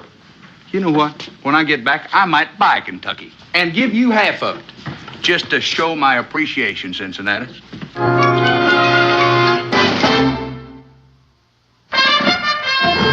Daniel Boone was a man, yes, a big man, with an eye like an eagle and as tall as a mountain was he. Daniel Boone was a man, yes, a big man. He was brave, he was fearless, and as tough as a mighty oak tree. From the coonskin cap on the top of old Dan to the heel of his rawhide shoe, the rippinest, roaringest, fightingest man the frontier ever knew. Daniel Boone was a man, yes, a big man, and he fought for America to make all Americans free. What a Boone wanted to do and what a great commander was he.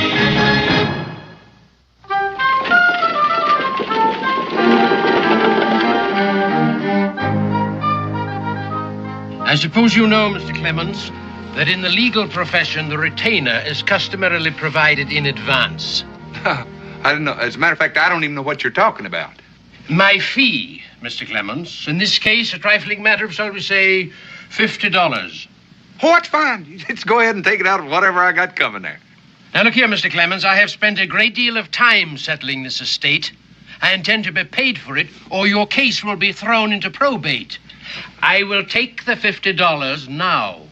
Well, that pay in advance, that's kind of like buying a pig in a poke, ain't it? You've heard my conditions, Mr. Clements. Well,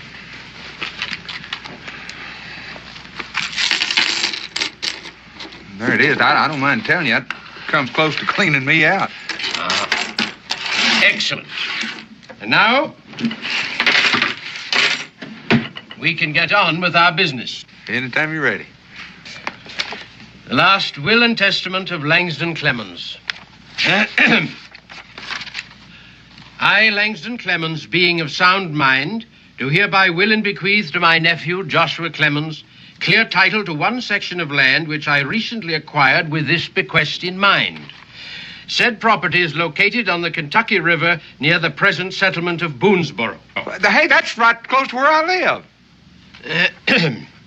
To the best of my knowledge, my nephew has spent his life in a most carefree fashion and in avoiding honest toil.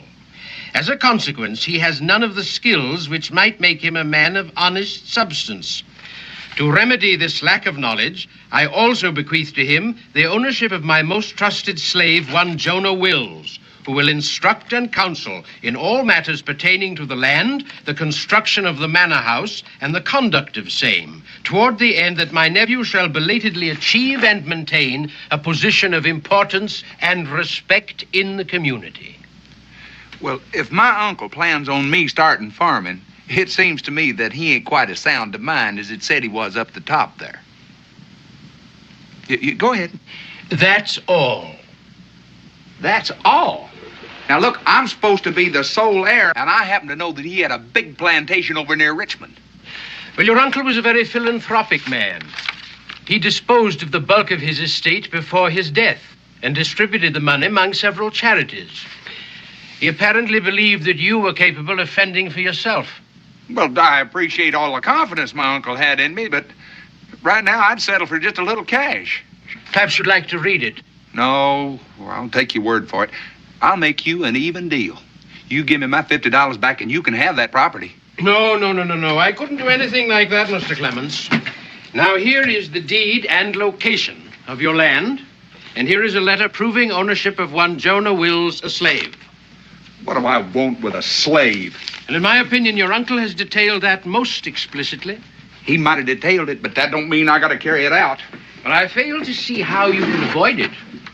Oh, it's very simple. This Jonah, what's his name? He don't know who I am, and he don't know that I own him. And I sure ain't gonna be the one to tell him. He has already read the will. You mean he reads? I think you'll find him a most intelligent and educated man. I ain't gonna find him nothing. That's all I got, right there. Now, that ought to take care of the postage, the ink, and the stamps. And you write this Mr. Jonah, whatever his name is, and tell him that I set him free. Now, that ought to settle everything. Well, there's no need for me to write. He's here in town awaiting your arrival.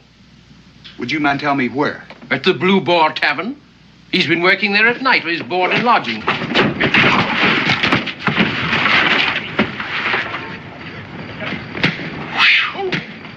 Is anybody in there alive?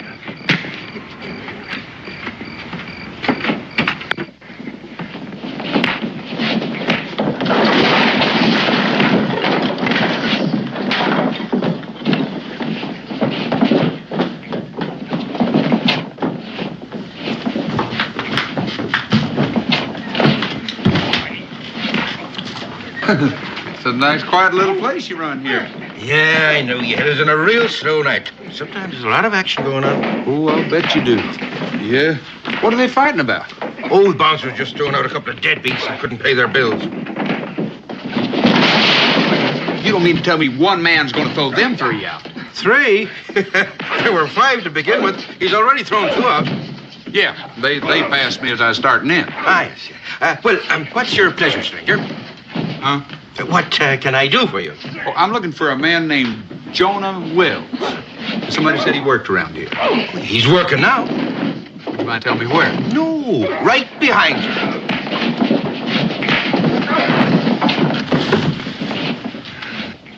You mean that's him? That's him. The way I understand it is, the man that used to own him liked to match him in bare knuckle fighting. Once brought him all the way to England to fight for prize. What did you want to see him about? Well, I just wanted to talk to him for a little bit. Oh, you want me to call him on over? No. There's no trouble. Don't believe him interrupting a man when he's working. Just pour me a mug of rum and I'll wait till he's through. I've hired a lot of bouncers in my day, but I want to tell you that this black here is the roughest, toughest, best man to keep law and order in a place that I've ever seen, and he works cheap, too. Well, now, if he's that valuable, you might be interested in buying him, huh? Buying him? That's what I said. What should I buy him? I already have him. But that don't mean you own him. Now, listen. You know, the man that owned him upped and died. You've heard of the phrase that possession is 9/10 of the law, huh? Yeah, but that's where you figured wrong. You see, it so happens I own him. Now, look, and mister. I don't have any particular use for him. Now, I figure I can offer you a real good price on him. Say, $50. $50, huh?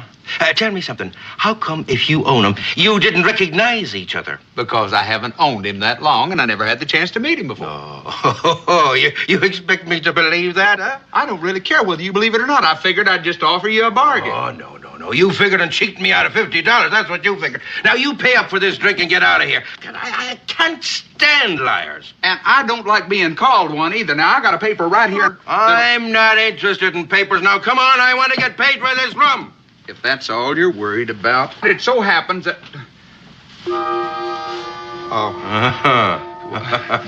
I left my money over on the lawyer's desk, and I can go over... Yes, Jonah? Yes, sir.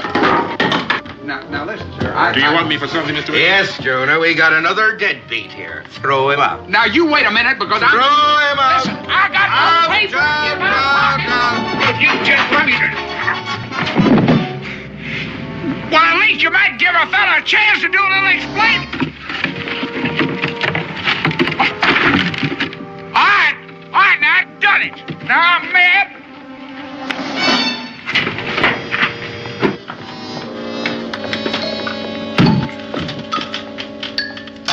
Jonah, He's back here. Now, wait a minute!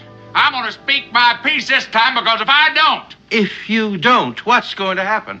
If I don't, you're going to throw me out again, and I'm going to come back in, and you're going to throw me out again, and that's going to get tiresome after a while. Now, I got a piece of paper that's signed and Let me witnessed. see that paper.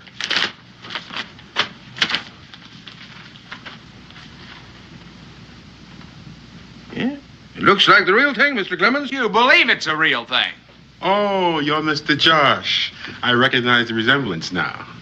Well, it'd have been a whole lot better for me if you'd have noticed that a little earlier. I've been waiting for you for a whole month. Well, it took a month to get this letter, and right now I wish I'd never gotten it. I'll get my belongings. But wait a minute, that might not be necessary. Now, if you give me that mug of rum. What mug of rum? The one I got throwed out for. I didn't get the chance to finish it. Oh, listen here, Sonny. You ain't paid for it yet. Well, the way I got it figured, if I went to all the trouble to get thrown out because I didn't have the money to pay for it, I got a right to drink it. Well, I figured that you still owe me for the mug of rum, huh? All right. Well, you're just going to have to throw me out of here again. And don't look to Jonah, because he don't work here no more. This time, it's going to be my Now, pleasure. wait. Oh. Listen, I told you that Jonah was up for sale. Now, I'm a fair man, and I'm willing to take the price of the drink off of the purchase price. Oh, that's very big of you. $50, did you say? That's what I said. It's a deal. It's a pleasure doing business with you.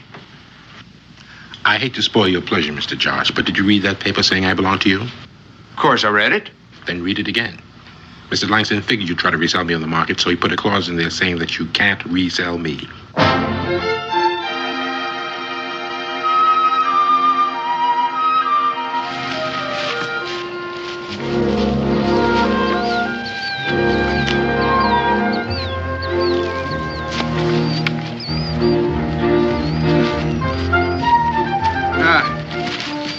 Looks like a good spot right there. Now, you get some wood for a fire, and I'll go out and see if I can get us a little game. I don't think I ought to do that, Mr. Josh. How many times I got to tell you? Don't call me mister. Just call me Josh. I can't do that either. Why not? Because that's just not done. If I were to call you by your first name, it wouldn't show the proper amount of respect. I didn't ask you to respect me, just asked you to build a fire. And like I said, I don't think I ought to. I'm waiting. Waiting for what? I'm waiting for you to tell me why you can't build a fire. It's one of those things you simply have to understand. Here, I am your body servant. As your body servant, I have certain duties to perform. Building fires is not one of them. Well, as of now, it's a duty you just took over. You certainly have a lot to learn. You build the fire, and I'll get the meat. After supper, I'll start teaching you. Teaching me what? How to act when you own a slave. Excuse me.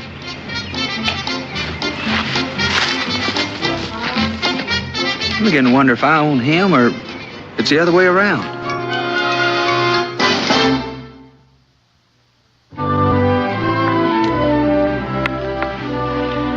Now, the first thing you'll have to learn that there are all different kinds of slaves.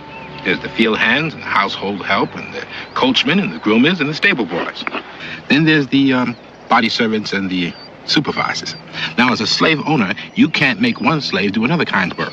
Well, which one of these classes did you fall into? Most of my work was a supervisor. I made sure the slaves did their work. I bet you're real good at that, too. But since you don't have anything to supervise, I'm willing to be your body servant until you get a better start. Well, just what does a body servant do? Oh, he takes care of his master's welfare and his personal things, sees to it that his clothes are hung up and that his boots are shined. Oh, you're going to be worked to death. Seeing as how this is all the clothes I got, and I ain't never had a pair of shiny boots. Well, then I'll save up my strength until you get richer. You might have pretty good weight. I've got a lot of patience. Well, my patience is wearing a little bit thin. So why don't you just go your way and I'll go mine? I'll just cut you loose and go. No, I can't let you do that. That's plain ridiculous. You're used to living in a big fancy house, servants looking out after you. And all I got's that little old cabin down on the creek, and I don't even stay there very much. I'll admit it doesn't sound like the things I'm used to. Oh, there's one other thing you've got to know. A good slave is loyal, sort of cold amongst a slave. And then there's Mr. Langston. Before he died, I promised him that I'd take care of you. So you see, I just can't leave you. Do you mind if I ask one more question? Who's going to support the two of us? That's your responsibility. I give you my loyalty. You see that I'm fed and housed. Boy, you got a real good deal going for you. You know what? You know, I hate to bring this up, but somebody's got to do these dishes, and I don't suppose that comes under the duty of a body servant, does it? No, that's for the household help. But to show you how loyal I am, I'm going to break all the rules. And we can each do our own. That's very decent of you.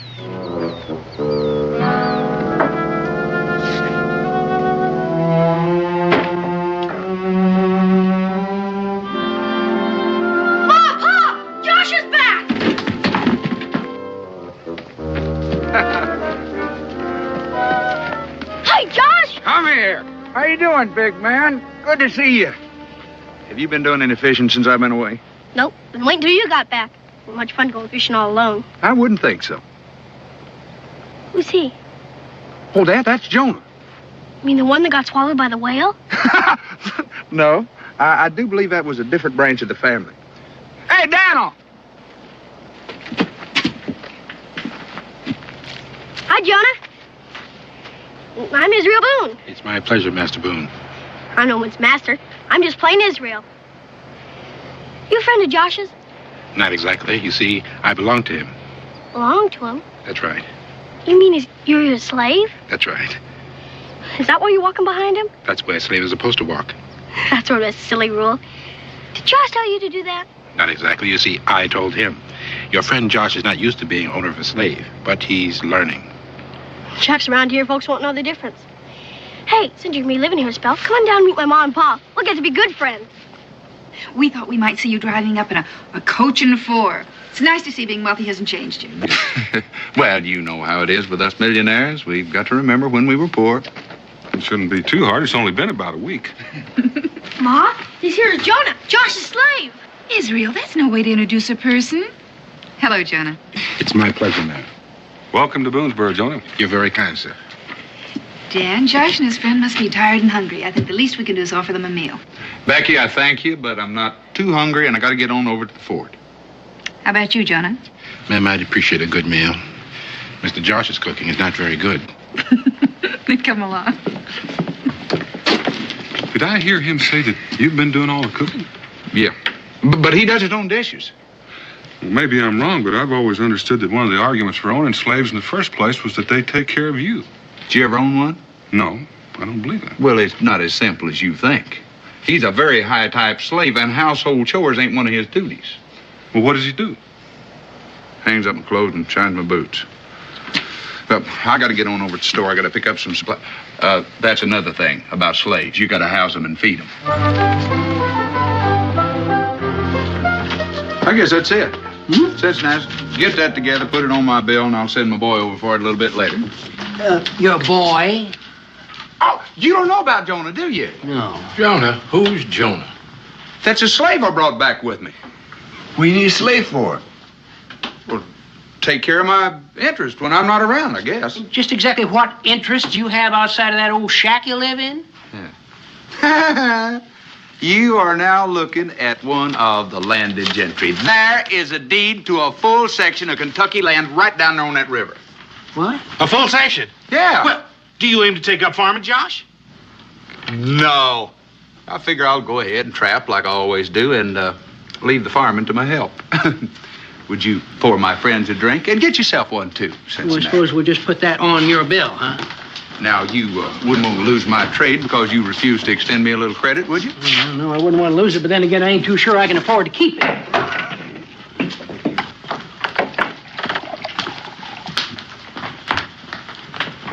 Well, now, what can I do for you? You can set us up a jug of your finest rum. Oh, you want to drink it here or take it with you? We'll sample it now. All right, sir. You, stranger in these parts? Just passing through. Me and my partner spent the winter trapping on the Yazoo down in Tennessee. We heard there was a rendezvous up here this spring. Me and Bear are looking forward to it. 6 months in those hills makes a man crave some action. Bear? Bear Barnett, my partner. Maybe heard of him. I can't say that I have. Well, that's kind of surprising with his reputation. Reputation for what? For fighting. Ain't a man in this territory can stand up to him. seems to me like a statement like that might be open to question. Well, now. I always like to meet a sporting man. That's $1,000. Gold. Says Bear can whip any man in Kentucky. Just in case you want to make a little wager. Well, now, the way you've been talking about him and seeing the size of him, it don't seem like it ought to be an even bet. Well, I'll show you I'm a gambling man. Give odds. Say 3-1. You say 5-1, you got yourself a bet. For how much? All of it. My 200 against that 1,000. Mister, you got a deal. Now, if I could just see the color of your money. Well, I ain't got that kind of money on me, but if you let me know where you are, I'll get it to you by night. Well, we're camping on the river, just outside of town. It's a pleasure doing business with you, Mr. Clements. Clements. Josh Clements. Yeah. Well, see you tonight.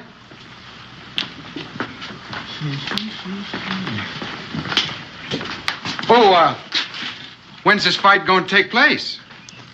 How about the first day of the rendezvous? Now, that way everybody can get in on the fun. Like I said, it's a pleasure.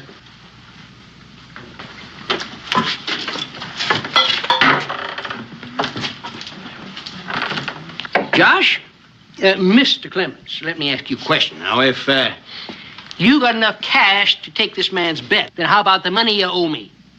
I can explain that. I didn't really make that bet for me. Well, who you betting for? The four of you. Look, I'm your good friend. I couldn't stand to see you miss out on all that easy money. You mean you want us to put up our money? At 5-1 odds, you can't afford not to. Well, it seems to me he's pretty quick in picking up them odds. It looked to me like he was leading you into that betting. It looked like he was leading, but I was the one doing the leading. Well, who's going to do the fighting? Jonah? Yeah, but can he fight? Can he fight? You take my word for it. That's the roughest man. He cleaned out a bar one night quicker than you could by hollering fire. Now, that don't prove nothing. Besides that, my uncle used to match him, took him all the way to England to fight for a prize. Look, it's only $50 apiece. Well, I reckon I can afford that. I still got some trapping money left. Let me ask you, just how do you cut in on this, Josh? I was coming to that. $50 apiece. 40 for you, 10 for me. Oh, now, wait a minute. Come on. Now, that's my deal. Now, you can take it or leave it.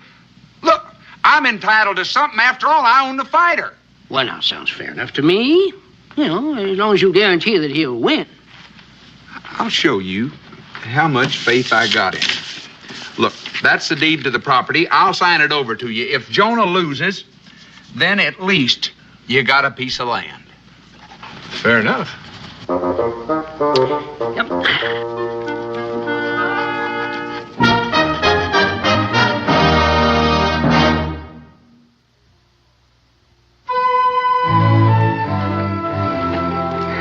I don't know, Homer.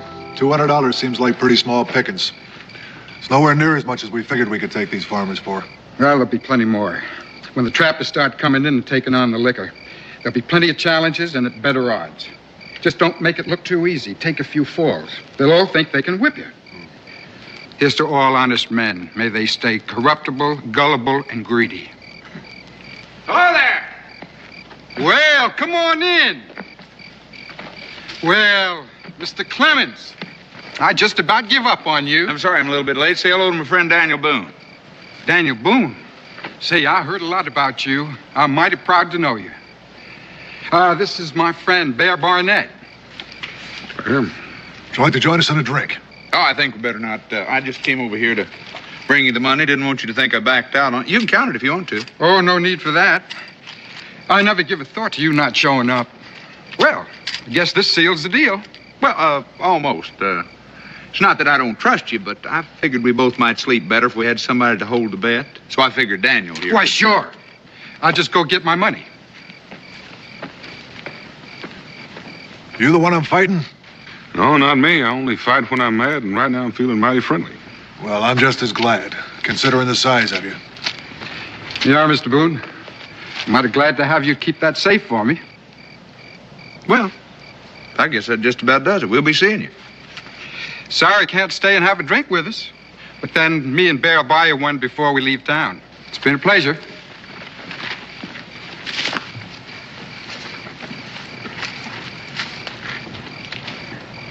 Homer,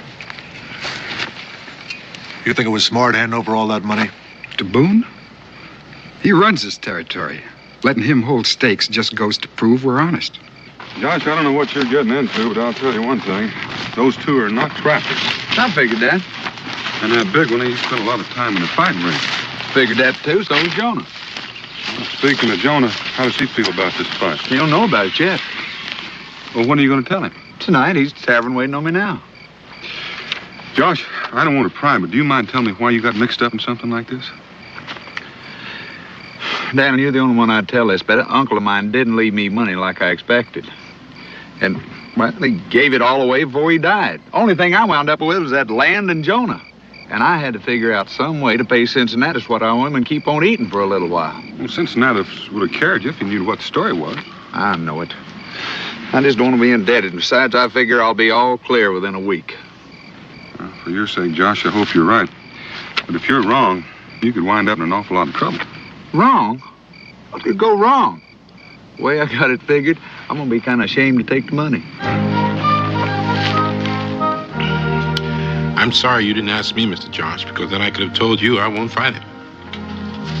I didn't have time. I had to get that bet cut. What did you say? I won't fight him.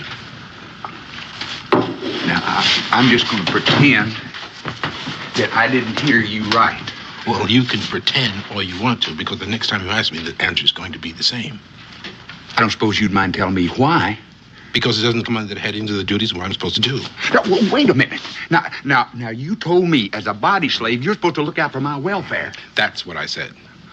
Well, you don't know how much welfare I got riding on this match. There's no point in arguing, Mr. Josh. The answer is the same. I won't fight him. Johnny, you can't do this to me. You didn't see fit to consult me. I don't see where I'm to blame. If you're in trouble, it's not my fault. It's yours.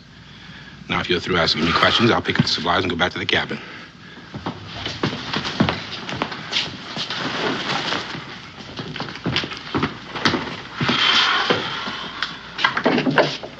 He walked out of here like he was real upset. Well, what made him do that? I don't think you want to know. Well, of course I want to know, seeing as how I have a certain sum invested in him. That's the thing I don't think you want to know. He ain't gonna fight. Did I hear you real plain? You ain't never gonna hear me any plainer. I said he ain't gonna fight. Well, now, if you own him like you say you do, then he's got to do what you tell him. Not unless he wants to, he don't. And if he says it's against the rules, it's against the rules. Daniel, you mind the store. I'm going to call myself a business conference. Daniel? Josh, I understand that the climate in Canada is very agreeable this time of the year.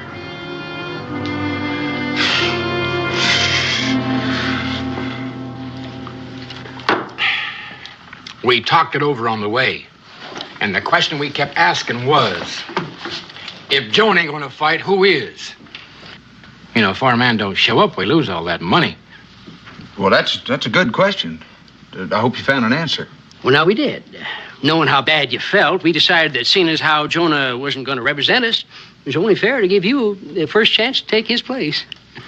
Me? Yeah, we knew you'd be pleased. Now, wait a minute. Daniel? Well, I'm just here to make sure that they don't hang you out right. Listen, now, let's talk about this calm and sensible. Now, I mean, it's not like you're losing your money, you know. I mean, you still got the title to my land. Oh, the way we figure, we got that either way. And we don't want to disappoint all those townspeople that are looking forward to this here contest. And since we only got a few days left, we better get you into training right away. What kind of training? Now, as I recall, these here professionals soak their hands in brine, you know, to toughen up their skin, and their faces, too, so as they won't get cut so bad. Oh, and then you got to get up every morning and run, you know, to strengthen their legs, you know. And just so you won't forget the rules, I'm going to let you stay in my storehouse for a few days, rent-free. Now you've gone too far. Grab him, boys, before he gets back. Daniel, don't just sit there. Do something. Oh, I'm going to do something, all right. If you don't win, I'm going to hand all this money I'm holding over to the men you introduced me to last night. Let's go.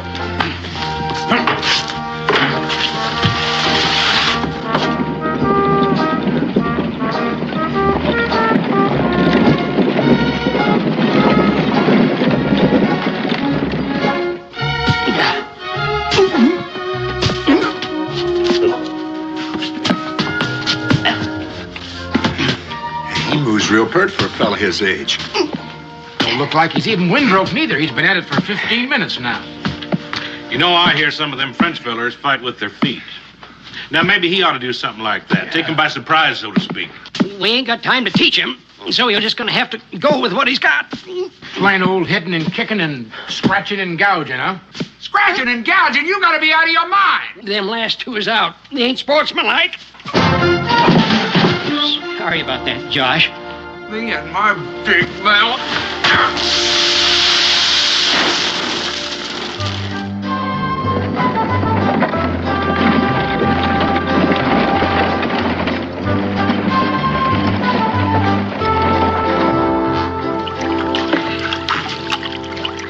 I put pork down for the winter in brine that had less salt than that in it. I believe it. If that don't toughen him up, nothing will. All right, we're all set. Bring him on over, boys. All set for what? Just get on over there. Come on, Josh. Come on, let's go. Oh, no. No, you don't. Now, You're not going to put me in there like a slab of pork. Now it's for your own good. Stop you from bleeding all over the place. I ain't going to do it. Oh, you're the most uncooperative man I ever did see. All right, boys, let's go. Right? Come on. Down you go. How long do you reckon we should keep him under there? Oh, long enough for that there brine to start pickling him, but not long enough to drown him.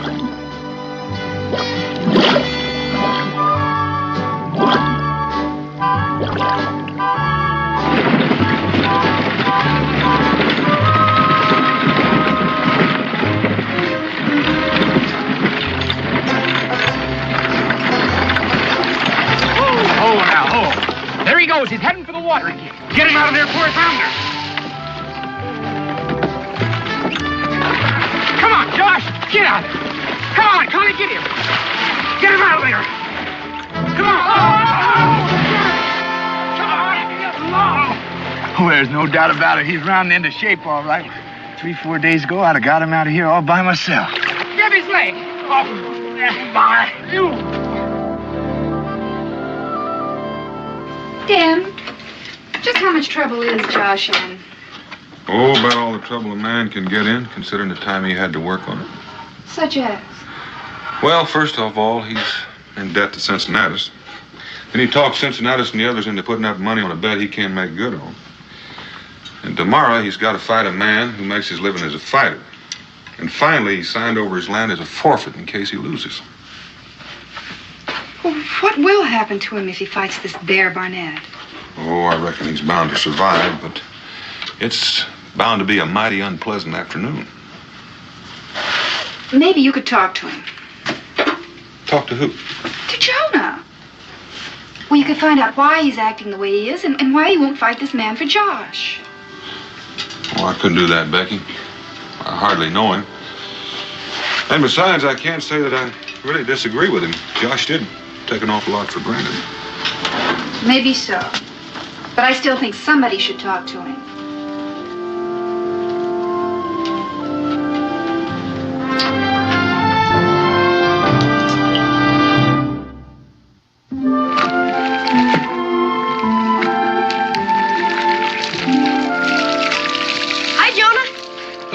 Israel.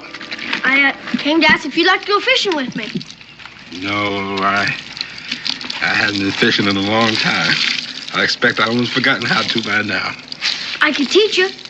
You see, my mom doesn't like me to go too near the river by myself. Josh used to take me, but he's been too busy lately. Has he? I hadn't heard. Hadn't heard? No, the Josh doesn't come home lately. And I don't get much company here. I guess folks don't think about associating with a slave. Maybe because it's what you did to Josh. What I did to him? Sure. You wouldn't fight when he was dependent on you. Why won't you fight, Jonah? Are you as scared of Bear Barnett?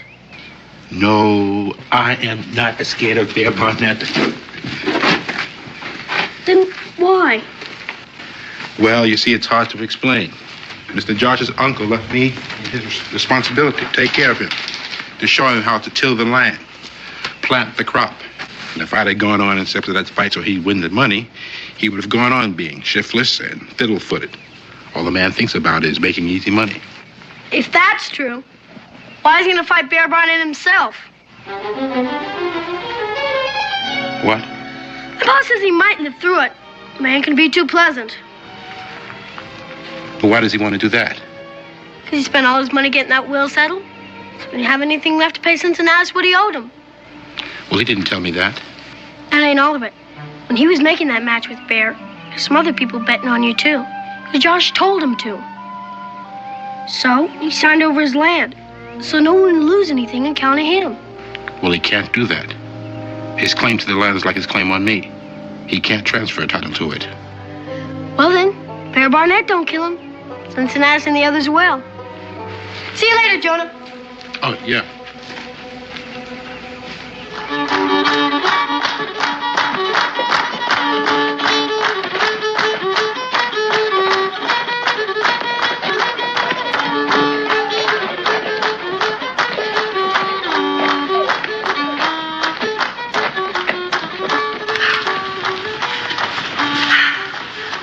Israel could be.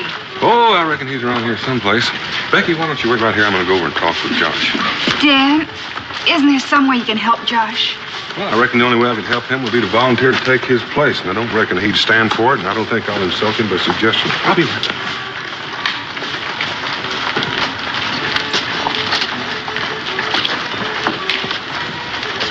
Well, Josh, how do you feel?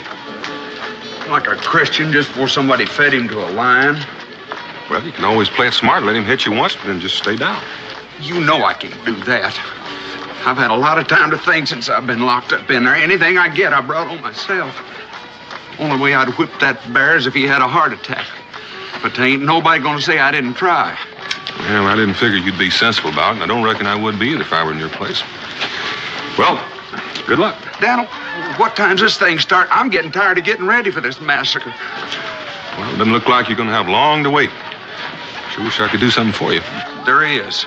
You can tell that fiddle player to stop playing for a dance and see if he knows anything for a funeral.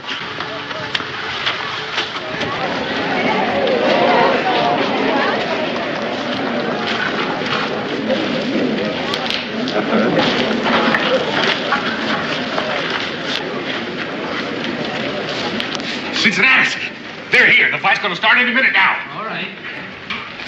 I drink up, gents. This establishment's closed till the war is over. Let's get him.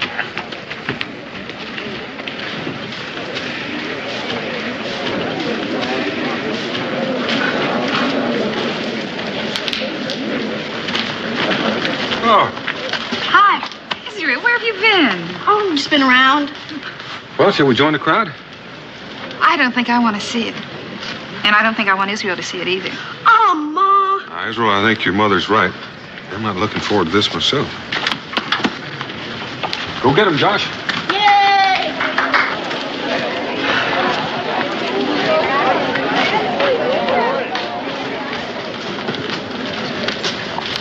Josh, now get down. You can do it. Don't let him scare you. Go get him, Josh. Come on, Josh. Now, come on. No, Just don't you let him can't. lay his hands on you. If you can't outfight him, you can always outrun him. Come on, now get under those ropes. Sit down. Get the stool. Come on. Sit down. You know, that bear is a mean-looking man. In spite of what he done to us, I still feel sorry for Josh. I think, listen, do you think we should put a stop to this? Oh, if we tried that, the crowd would kill us. Now, let's get with it. All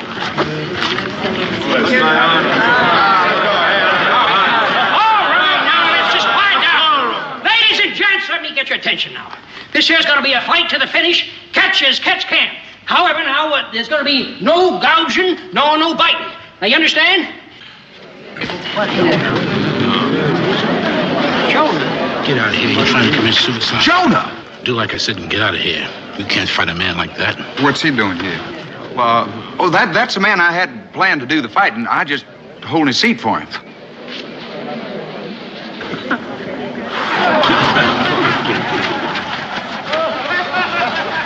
Why do you suppose Jonah changed his mind?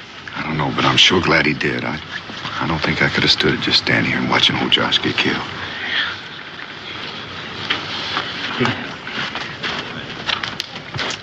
All right, ladies and gents, now we'll get on here. Now, like I said, this is going to be a fight to the finish. So, remember, no gouging, no biting. So if you two gents are ready, why, just come right ahead. Let's have at it. But wait till I get out of here. Get him, Jonah! There we go. Yeah, you know what you're doing. Yeah, that's right.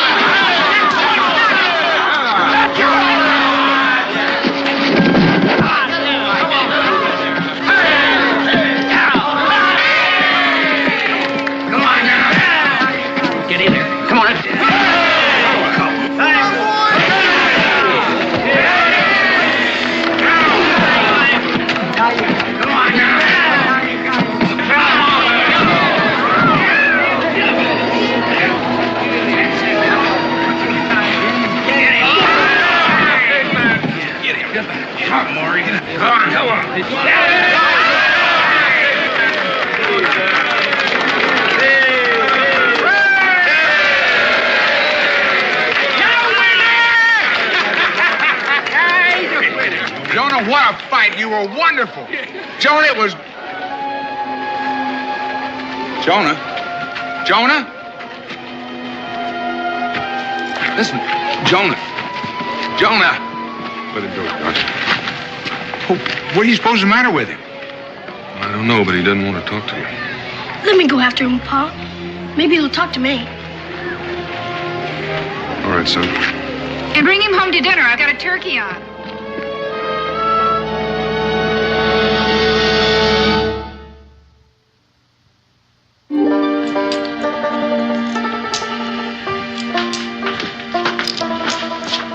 Why are you looking so downhearted? Just thinking what a fool I've been. No wonder Jonah won't speak to me. Well, here, try a little of this. If this doesn't cheer you up, you're in a real bad way. Dinner's all ready to put on the table as soon as Israel and Jonah get here. Where's Jonah? He's not coming. Well, he hasn't heard or anything, is he? Nope, he's going away. Going where? He didn't say. He's just leaving. Well, why would he do a thing like that? Because he thinks he's a failure. Because he can't keep his promise to your uncle about helping you with the land. You being as irresponsible as you are. Becky, you got to excuse me. I got to get over there before he leaves. Dinner will keep, and I think we should all go along.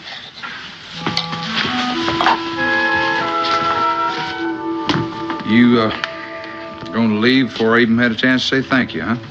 Thank me for what? Quite possibly saving my life. I know that may not be too important to you, but it's kind of valuable to me. Well, you would have made out all right without me. Oh, sure. I'd have been massacred, and I got a witness along to back me up.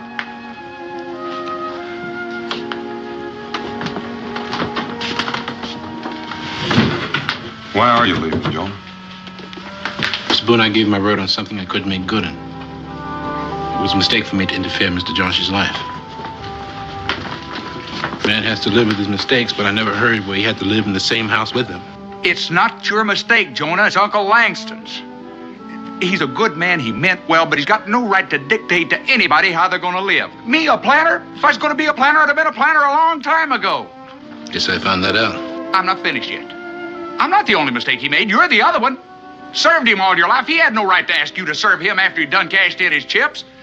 And of all things, being a slave to somebody like me. Now, does that make sense or not? Well, it makes sense. So, as of right now, you're not serving anybody but yourself. Because you're free. I'm setting you free, and I'm going to find a paper that'll make it legal. Mr. Josh, Furthermore, you now own one section of Kentucky land. You can't transfer that title. Mr. Josh? I can will it to you. Now, don't you think you ought to kind of hang around to see that the weeds don't grow up in it until somebody hangs me or shoots me or something happens?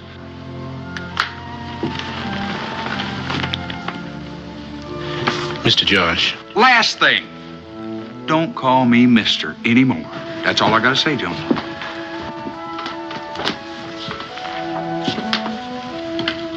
You still planning on leaving, Jonah? He can't leave yet. I haven't had a chance to take him fishing yet. Yes, you did promise that you'd teach me that, Israel. I don't like to interrupt all this, but I've got supper cooking at home. And if none of you are going to eat it, I'm going to feed it to the hogs. I reckon we better go.